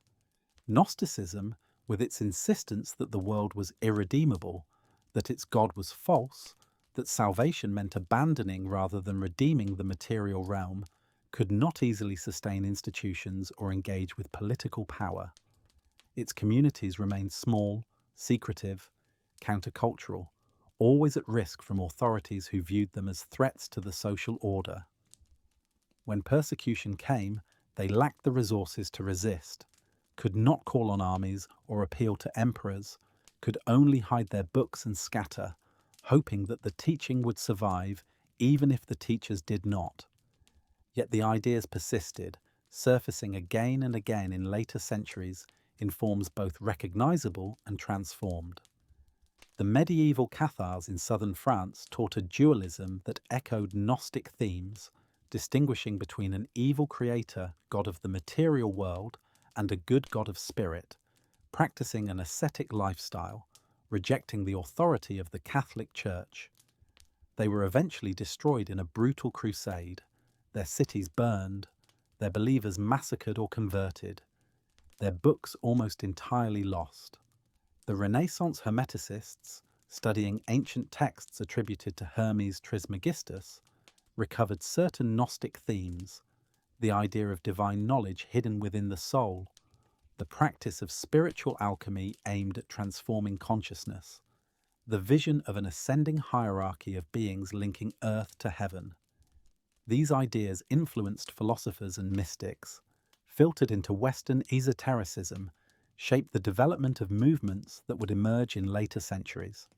The Kabbalah, Jewish mystical tradition that flowered in medieval Spain and later in Safed, developed a cosmology with striking parallels to Gnostic thought, describing the emanation of divine attributes from an infinite source, the breaking of vessels that scattered sparks of light into the material world, the task of humanity to gather and restore these sparks through righteous action and mystical contemplation. Whether these ideas developed independently or were influenced by earlier Gnostic teaching remains debated among scholars, but the resonances are unmistakable, suggesting either common sources or the persistence of certain patterns of mystical insight across different traditions. The Kabbalists, like the Gnostics, saw the material world as somehow fallen or incomplete, requiring human participation in its repair and redemption, though they generally retained a more positive view of creation and its creator than the Gnostics had held. In the modern era, after the discovery of the Nag Hammadi texts and the explosion of scholarly interest in Gnosticism, the ideas found new audiences and new forms. Psychologists saw in Gnostic mythology a symbolic language for describing inner experience, the archons as projections of psychological complexes, the ascent through the spheres as a journey of individuation. Artists and writers drew on Gnostic imagery and themes, finding in them a vocabulary for expressing alienation and longing, the sense of being a stranger in a strange world, the intuition that reality is not as it seems, and that liberation requires seeing through comfortable illusions. New religious movements incorporated Gnostic elements, sometimes explicitly reviving ancient teachings, sometimes blending them with other traditions into novel syntheses. The ideas that had been suppressed for over a millennium returned to circulation, no longer as a living tradition passed from teacher to student, but as recovered artifacts, fragments of ancient wisdom that each new generation could interpret according to its own needs and understanding. The central concept around which all Gnostic teaching revolved was gnosis itself, a word that in Greek simply meant knowledge, but which the Gnostics invested with deeper significance, transforming it from intellectual understanding into spiritual experience, from information about reality into direct encounter with it. Gnosis was not belief, not faith in propositions or doctrines, not acceptance of teachings on authority.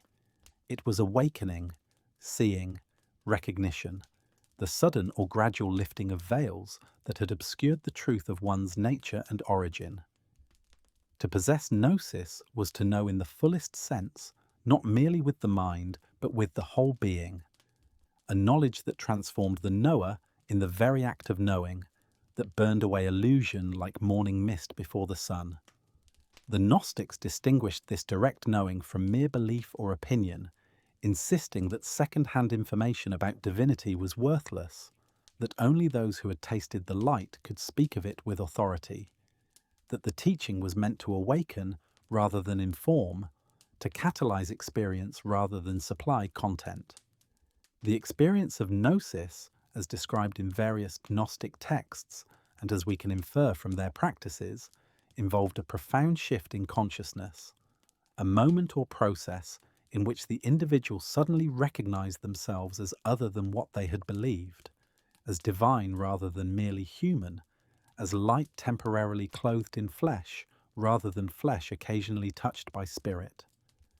This recognition was often described in visual terms as seeing light, as the opening of an inner eye, as the world suddenly becoming transparent and revealing the luminous structure that lay beneath appearances.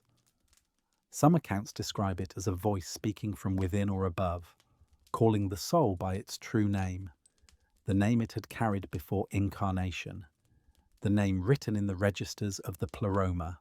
Others speak of it as a reunion, as recognizing something that had always been present but unnoticed, like coming home after a long journey to find that home had never been abandoned, that one had carried it within all along.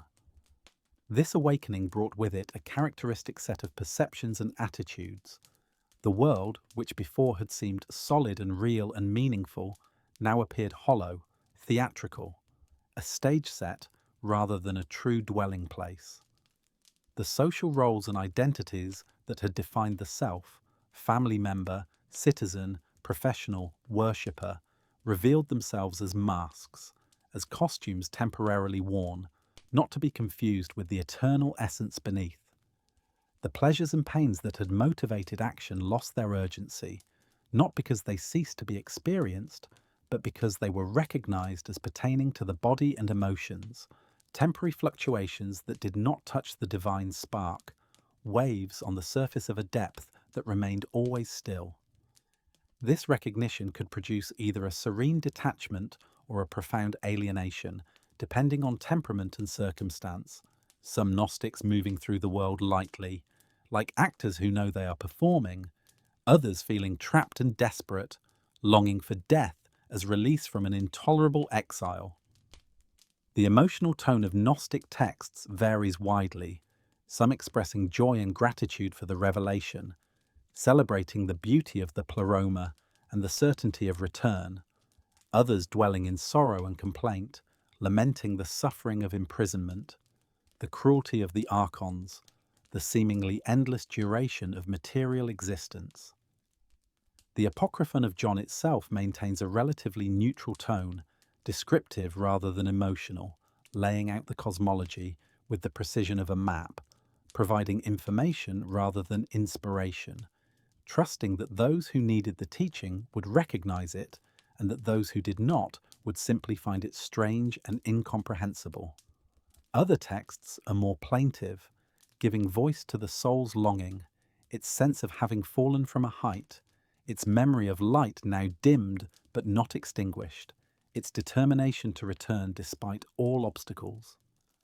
The practice of Gnostic spirituality centered on maintaining and deepening this awakened state, on preventing the world from pulling consciousness back into identification with matter, on cultivating the divine spark so that it grew brighter rather than dimmer as time passed.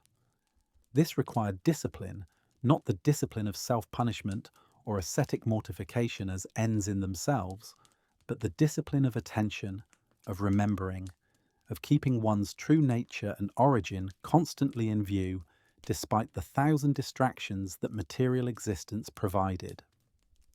Some Gnostics practiced meditation, sitting in silence and turning awareness inward, descending through layers of thought and sensation to touch the still point where the divine spark dwelt. Others used chanting or hymn singing, the repetition of sacred sounds and names creating a resonance that lifted consciousness toward the higher realms, that called the Pleroma to respond and reveal itself more fully. Reading and studying the sacred texts was itself a spiritual practice, not an academic exercise, but a form of contemplation, each passage a door that might open onto direct experience, each name and description a key that could unlock hidden dimensions of understanding. The Gnostics read slowly, repeatedly, meditatively, allowing the words to work on consciousness the way water works on stone, gradually wearing away the accumulated layers of worldly thinking, revealing beneath them the clear mirror of original awareness. They memorized passages, carried them through the day, used them as lenses through which to view ordinary experience, finding in the mythological language a vocabulary for naming what they perceived, for making sense of the strange doubling of reality that Gnosis produced, the simultaneous awareness of surface and depth, illusion and truth, prison and light.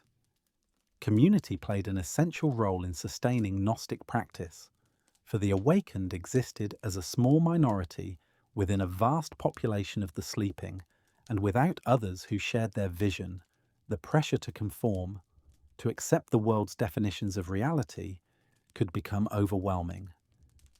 The Gnostic gatherings provided a space where one could speak openly about experiences that in the wider world would be met with incomprehension or hostility, where the reality of the Pleroma was assumed rather than debated, where the archons could be named and their influence analyzed without fear of mockery.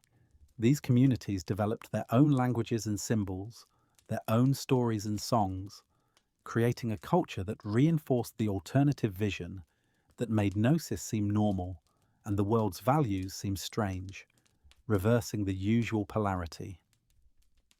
The relationships within Gnostic communities appear to have been more egalitarian than in Orthodox churches, less concerned with hierarchy and authority, more open to women's leadership and participation. Several Gnostic texts feature women as recipients of special revelation, or as teachers in their own right, and the evidence suggests that women served as priests and prophets in at least some Gnostic groups, their spiritual authority recognized alongside or even above that of men. This equality flowed naturally from Gnostic principles. If the divine spark was the same in all, if awakening was what mattered rather than social position or bodily characteristics, then gender became just another aspect of the illusory material realm, another costume temporarily worn, not a limitation on spiritual potential. The Pleroma itself, as the Apocryphon described it, contained both masculine and feminine powers, often paired or merged, suggesting an original wholeness that transcended the binary divisions imposed by material existence. The attitude of Gnostics toward the body and sexuality remains one of the most debated aspects of their teaching, ancient critics accusing them of both extreme asceticism and extreme libertinism, sometimes both within the same text, as if they could not decide which accusation would stick better. The reality was probably more complex and varied than either stereotype suggests. Some Gnostics certainly practiced celibacy, viewing sexual activity as participation in the archon's scheme to multiply flesh and bind more souls to matter, choosing to let their bodily line die with them rather than condemn another spark to incarnation. Others married and raised children while maintaining their Gnostic worldview, understanding procreation as a concession to bodily nature, but not as a spiritual ideal, treating family life as part of the world's theatre in which they played their assigned roles without full investment. Still other Gnostics appear to have experimented with ritual sexuality, sacred acts intended not for procreation, but for spiritual transformation, for experiencing the reunion of male and female principles that the bridal chamber ritual symbolized. These practices, if they occurred, were almost certainly limited to initiated members and surrounded by strictest secrecy, for the Orthodox Christians who heard rumors of them condemned them vehemently, using them as ammunition in their campaign against Gnostic heresy. Whether the accusations reflected actual practice or were simply slanders is difficult to determine from surviving sources, which are all written by opponents. What seems clear is that Gnostics saw the body differently than Orthodox Christians did, not as temple of the Holy Spirit destined for resurrection, but as temporary vessel or even prison, a garment to be worn and eventually discarded, neither inherently sacred nor inherently evil, but simply material, part of the archonic creation and therefore ultimately illusory. The question of ethics in Gnostic thought troubled ancient critics and continues to trouble modern scholars. If the material world has no ultimate reality, if actions performed in the body do not affect the divine spark, if conventional morality is simply another tool of archonic control, then what prevents the Gnostic from acting without restraint, from doing whatever the body desires without concern for consequences? The critics, both ancient and modern, worried that Gnostic teaching would lead to moral nihilism, to the collapse of social order, to behavior that recognized no boundaries or obligations. Some Gnostic texts seem to invite this reading, speaking of the freedom of the pneumatic, the spiritual person who has transcended law and operates according to a higher principle that cannot be reduced to rules. Yet other texts insist on ethical behavior, on compassion and integrity, on treating others with kindness, not because the archons command it, but because the awakened recognize the divine spark in all beings and honor it wherever it appears. The most sophisticated Gnostic ethics seem to have been based not on obedience to external law, but on the transformation of desire and identity that Gnosis produces. When one truly awakens to the divine nature within, when the ego is recognized as a construct and the eternal self as the true identity, then harmful actions lose their appeal not because they are forbidden, but because they no longer make sense, no longer serve any purpose. The awakened person does not steal because possession loses meaning when one identifies with spirit rather than matter, does not kill because the life of the other is recognized as carrying the same divine spark as one's own, does not lie because deception requires investment in the world's values and dramas. Ethics becomes natural rather than imposed, flowing from being rather than from trying, the spontaneous expression of awakened consciousness rather than the difficult duty of the ego struggling against its own nature. The cosmology presented in the Apocryphon of John, with its elaborate hierarchy of divine powers and archonic rulers, its vision of multiple heavens layered one upon another, its detailed maps of spiritual geography, can seem at first encounter like mythology in the narrowest sense, like imaginative storytelling disconnected from any verifiable reality. Modern readers, accustomed to scientific explanations of the universe, to astronomy that reveals vast distances and physical laws, to psychology that explains consciousness in terms of neurons and chemistry, might dismiss the entire Gnostic worldview as primitive, as the product of minds that lacked our understanding of how things actually work. Yet those who have studied these texts deeply, who have sat with them in contemplation rather than merely analysing them as historical artifacts, often report a different experience, a recognition that the Gnostic cosmology describes not physical space but inner reality, not astronomical facts but states of consciousness, that what appears as mythology is actually phenomenology, careful description of direct spiritual experience translated into the available language of cosmic powers and celestial spheres. The Pleroma, from this perspective, is not a place located somewhere beyond the stars, but a dimension of awareness, a quality of consciousness that can be touched in meditation or moments of grace, the experience of wholeness and perfection that mystics across traditions have described in different terms. The archons are not literal beings ruling planetary spheres, but aspects of conditioned consciousness, the voices of limitation and fear, the thought patterns that tell us we are small and powerless and bounded, the internalized authorities that keep awareness trapped in narrow definitions of self and possibility.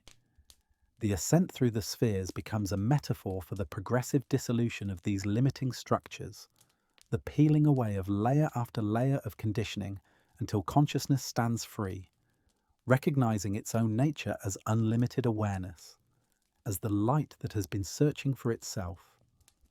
This psychological or experiential reading of Gnostic mythology does not necessarily invalidate the literal cosmological reading, for consciousness and cosmos may not be as separate as modern thought assumes. The outer universe may reflect inner structures. The planetary powers may be both celestial bodies and psychic forces, both astronomical realities and archetypal influences. The ancient worldview did not sharply distinguish between subjective and objective, between mind and matter, as modern thought does, and perhaps in that less divided perception, they saw connections that our more analytical approach has obscured.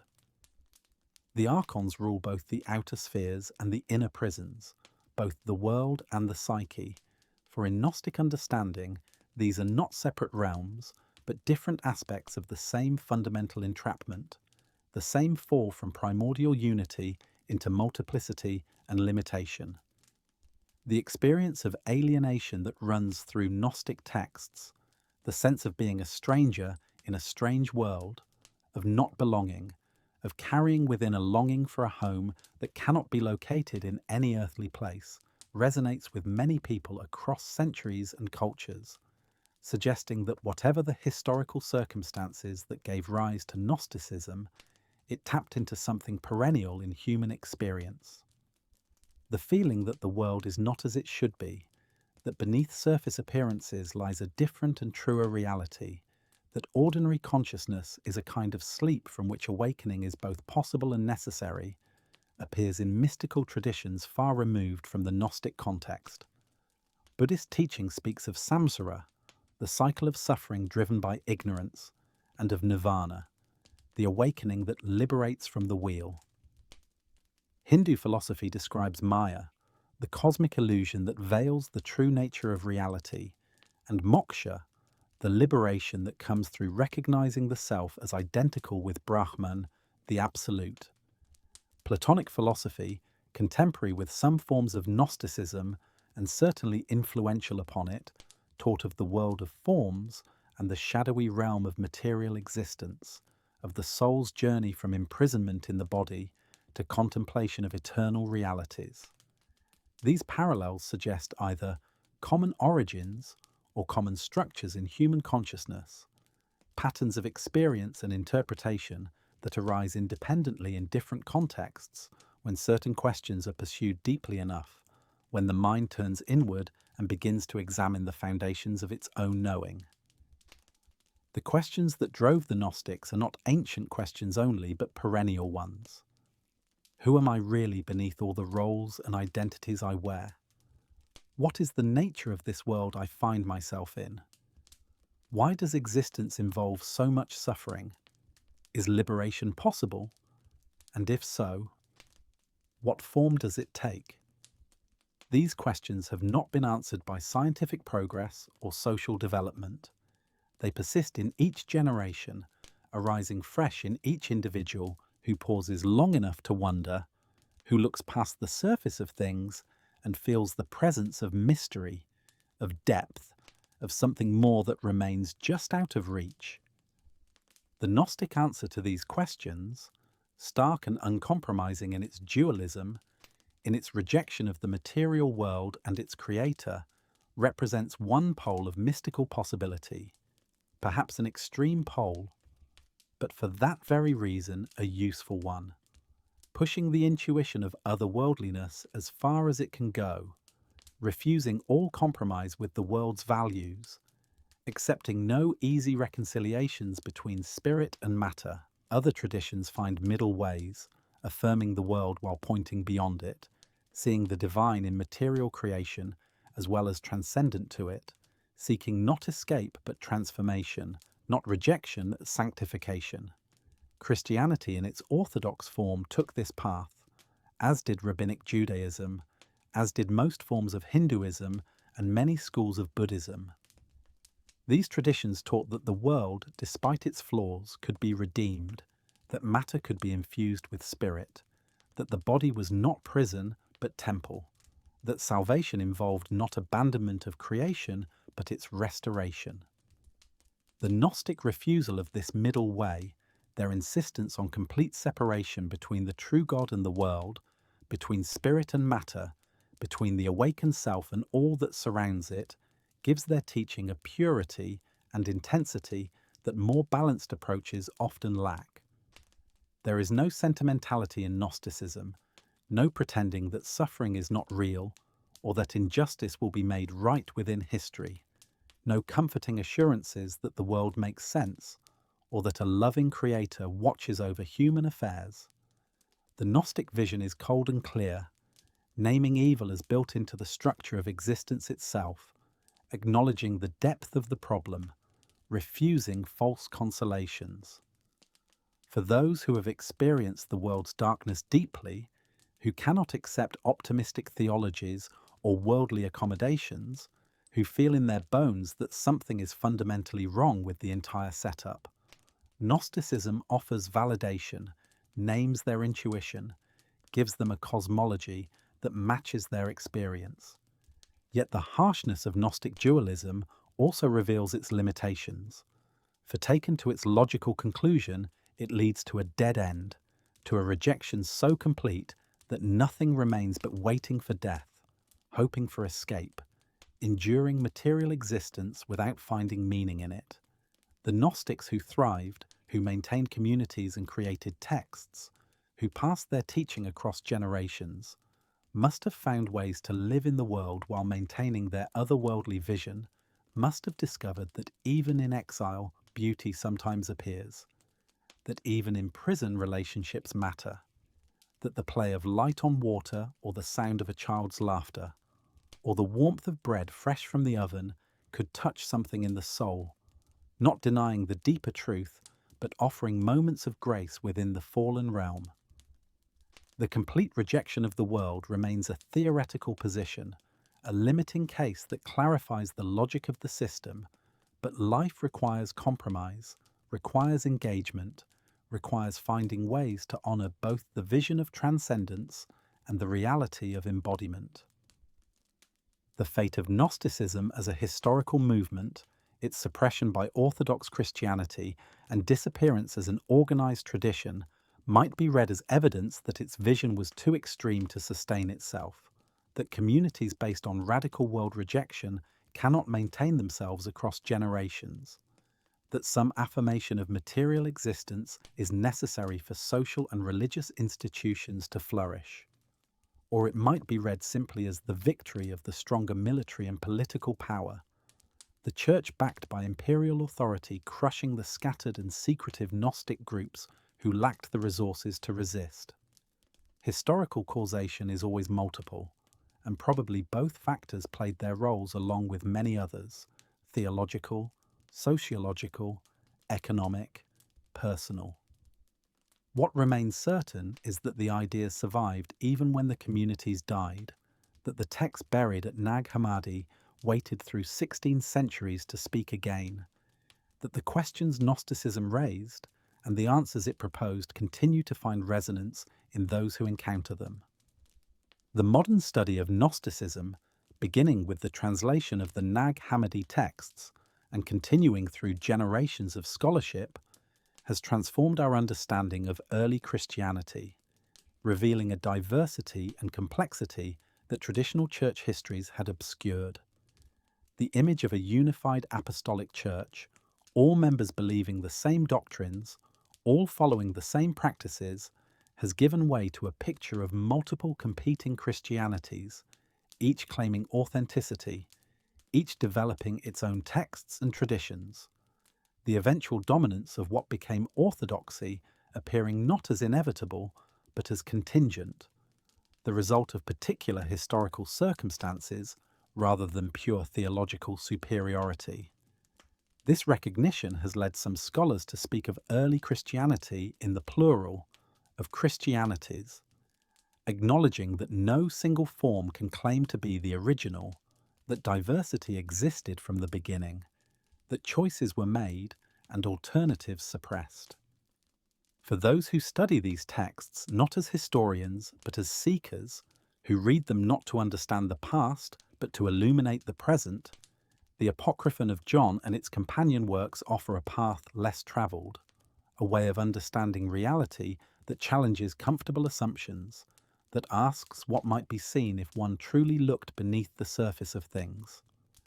The text does not demand belief in its literal cosmology, does not require acceptance of archons as actual entities or the Pleroma as an objective realm, but it does invite a shift in perspective, a willingness to consider that reality might be structured differently than it appears, that consciousness might be primary rather than derivative, that the meanings we take for granted might be provisional rather than absolute.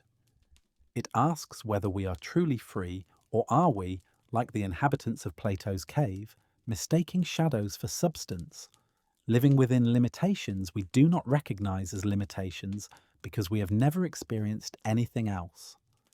The practice of reading Gnostic texts contemplatively, slowly, with openness to what they might reveal, can itself become a spiritual discipline, a way of making space for questions that daily life usually crowds out, of touching depths that normally remain hidden beneath the surface of awareness.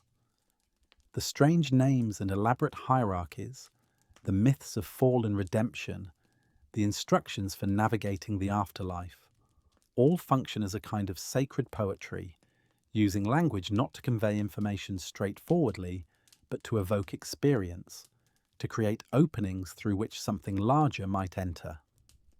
The texts work not by arguing or persuading, but by resonating with something in the reader, by speaking to the part that already knows, that has always known, that the world is not the whole story. The journey through the Apocryphon of John, from the Pleroma's infinite silence to the archon's fallen cosmos, from the creation of humanity to the path of return, traces not merely a cosmological narrative, but a map of consciousness itself, a diagram of how awareness moves from unity to fragmentation and back toward wholeness. Each level of the teaching opens into another. Each image contains multitudes. Each name spoken in the text reverberates with meanings that scholarship can catalogue but not exhaust. The ancient scribes who copied these words onto papyrus in the monasteries and scriptoria of 4th century Egypt worked by lamplight, their hands moving steadily across the pages, forming letters in Coptic script, translating from Greek originals that were themselves translations or adaptations of teachings passed down through generations. They could not have known that their labour would preserve this wisdom through 16 centuries of silence, could not have imagined the farmer's mattock striking the jar in 1945, could not have foreseen the libraries and museums where their manuscripts would eventually rest, displayed under glass, studied by scholars from lands they had never heard of. The physical presence of these texts, when one encounters them in exhibitions or photographs, carries its own teaching. The papyrus is fragile, its edges crumbling, its surface marked by the slow work of time, moisture stains, insect damage, places where the ink has faded until the words are barely visible or lost entirely. Scholars have spent years reconstructing missing passages, comparing the multiple versions of the Apocryphon that survived, filling gaps with educated guesses, marking places where the text remains uncertain or illegible. The work of preservation continues, the manuscripts housed in climate-controlled environments, examined using technologies the ancient world could never have conceived, photographed with cameras that capture wavelengths beyond visible light, revealing traces of ink that ordinary vision cannot see. Yet for all this modern care and attention, something of the texts remains inaccessible. Not merely passages lost to damage, but meanings that depend on contexts we can only partially reconstruct. References to practices we know existed, but whose details were never written down. Allusions to shared knowledge that teachers assumed their students possessed. The gaps and uncertainties in the text mirror the gaps and uncertainties in all spiritual knowledge. The way that teachings transmitted across cultures and centuries inevitably lose nuance. The way that words strain to carry meanings they were never designed to hold. The way that direct experience resists translation into language. The Gnostics knew this, encoded it into their practice of secrecy. Their insistence that the deepest teachings could not be written but only whispered, could not be transmitted through texts, but only through initiation, through the direct transmission of consciousness from teacher to student. The books they wrote were never meant to be complete or self-sufficient, were always supplements to oral teaching, reminders rather than revelations, maps that pointed toward territories that had to be traversed in person. We who encounter these texts in the absence of living teachers, without the context of community and practice, without the guidance of those who carried the lineage, must do our best to hear what they say, while acknowledging that much remains beyond our hearing. What we can grasp, what comes through even across the distance of centuries and cultures, is the fundamental gesture of the teaching, the movement from imprisonment toward freedom, from ignorance toward knowledge, from sleep toward awakening. This movement does not require belief in the literal reality of Yaldabaoth or the aeons, does not depend on accepting the Gnostic cosmology as historical or physical truth. It requires only the recognition that consciousness can be trapped in limited identities and perspectives, that what seems solid and unchangeable is often constructed and contingent, that liberation involves seeing through the structures that bind awareness and remembering a freedom that was never truly lost. The specific mythology Gnosticism employs, the particular names and narratives, belong to their time and place, but the pattern they express appears to be perennial, recurring wherever humans have probed deeply enough into the nature of consciousness and reality. The Apocryphon ends as it began, with John returning from his vision, carrying the teaching back into the world, charged with transmitting it to those who can receive it.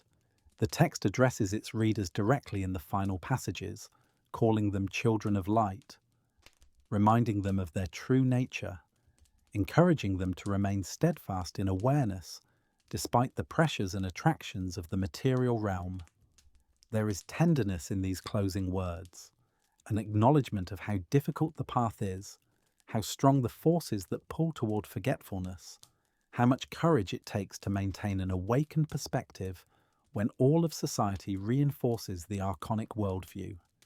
The text does not promise that the journey will be easy or quick, does not offer shortcuts or simple solutions, but it does offer hope, the assurance that return is possible, that the spark within can never be truly extinguished, that the light of the Pleroma continues to reach toward those who are lost in matter, offering guidance, offering grace, offering the gnosis that liberates.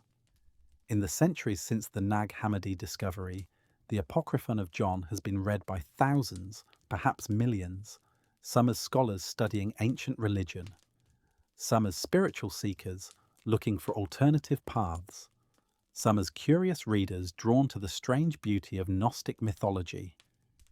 Each reader brings their own context and concerns, finds their own meanings, takes away what speaks to their condition. For some, the text opens doors, catalyzes insights, becomes a companion in spiritual seeking.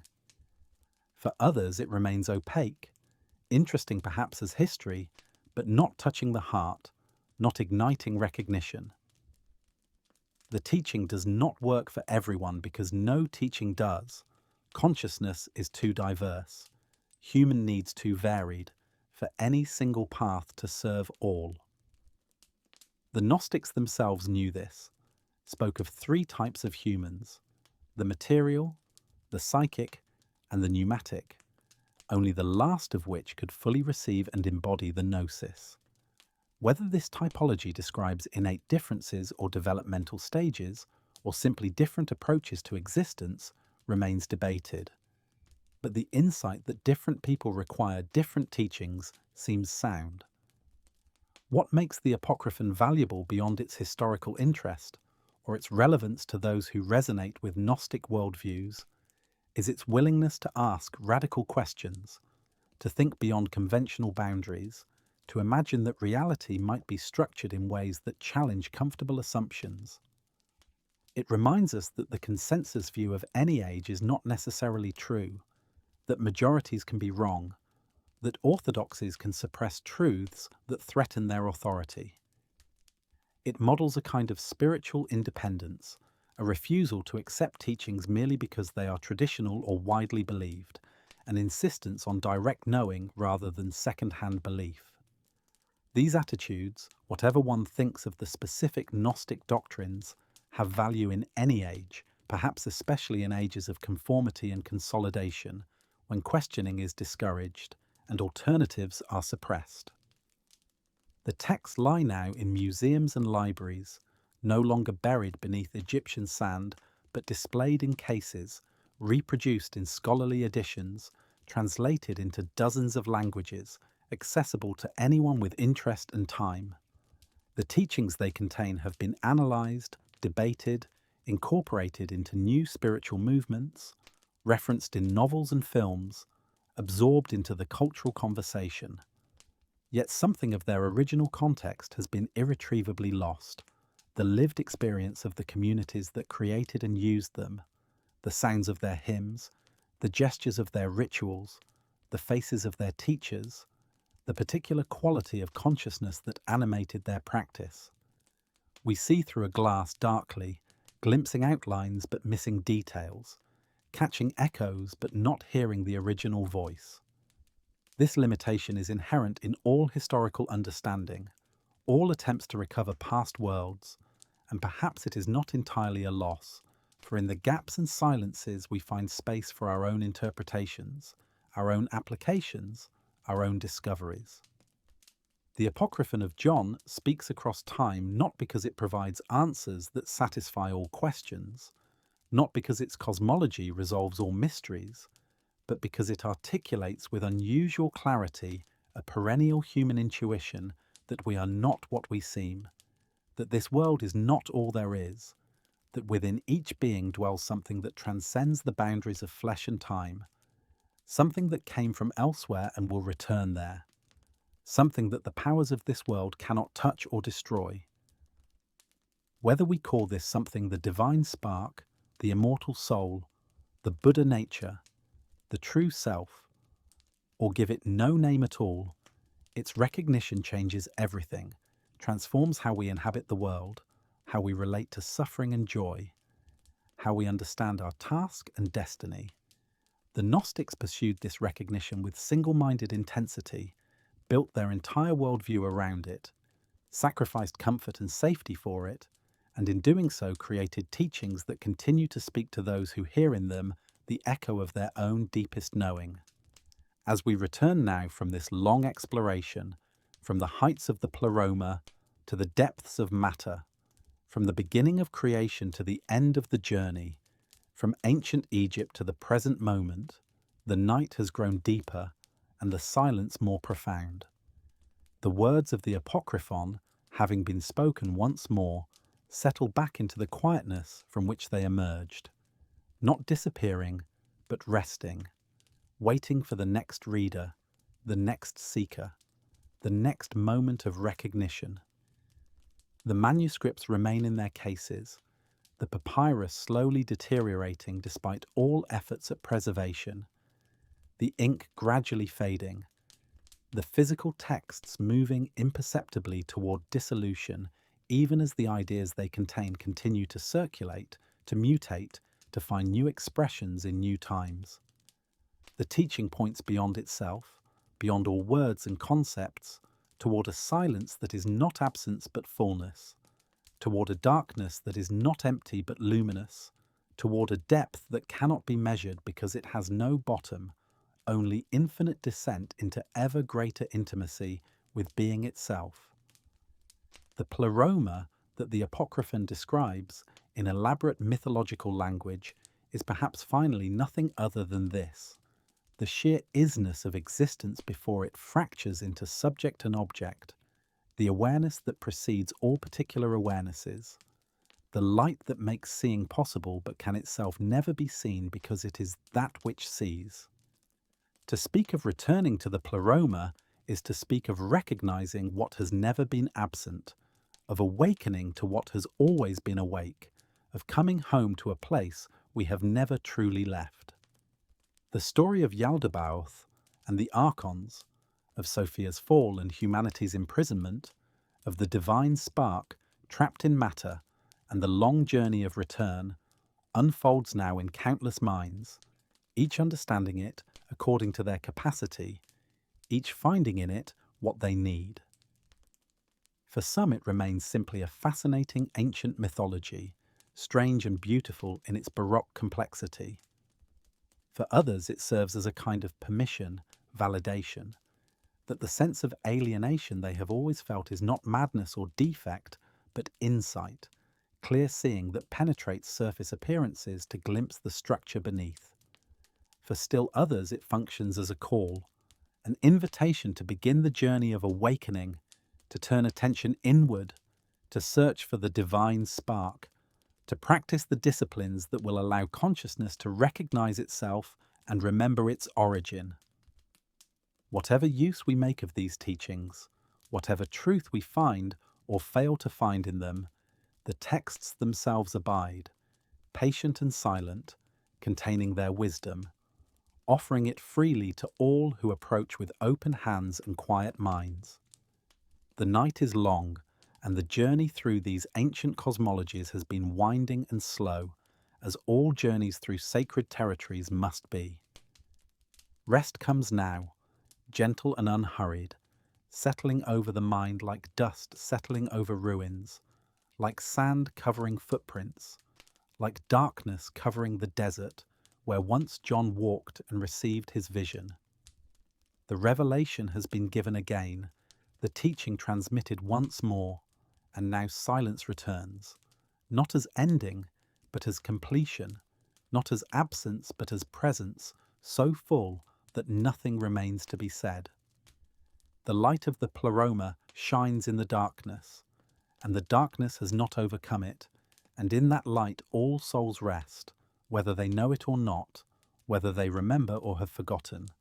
For the truth holds us even when we do not hold the truth, and the journey home continues even in sleep, even in forgetting, even in the depths of matter where the divine spark burns on, waiting for recognition, waiting for awakening, waiting with patience that outlasts all time.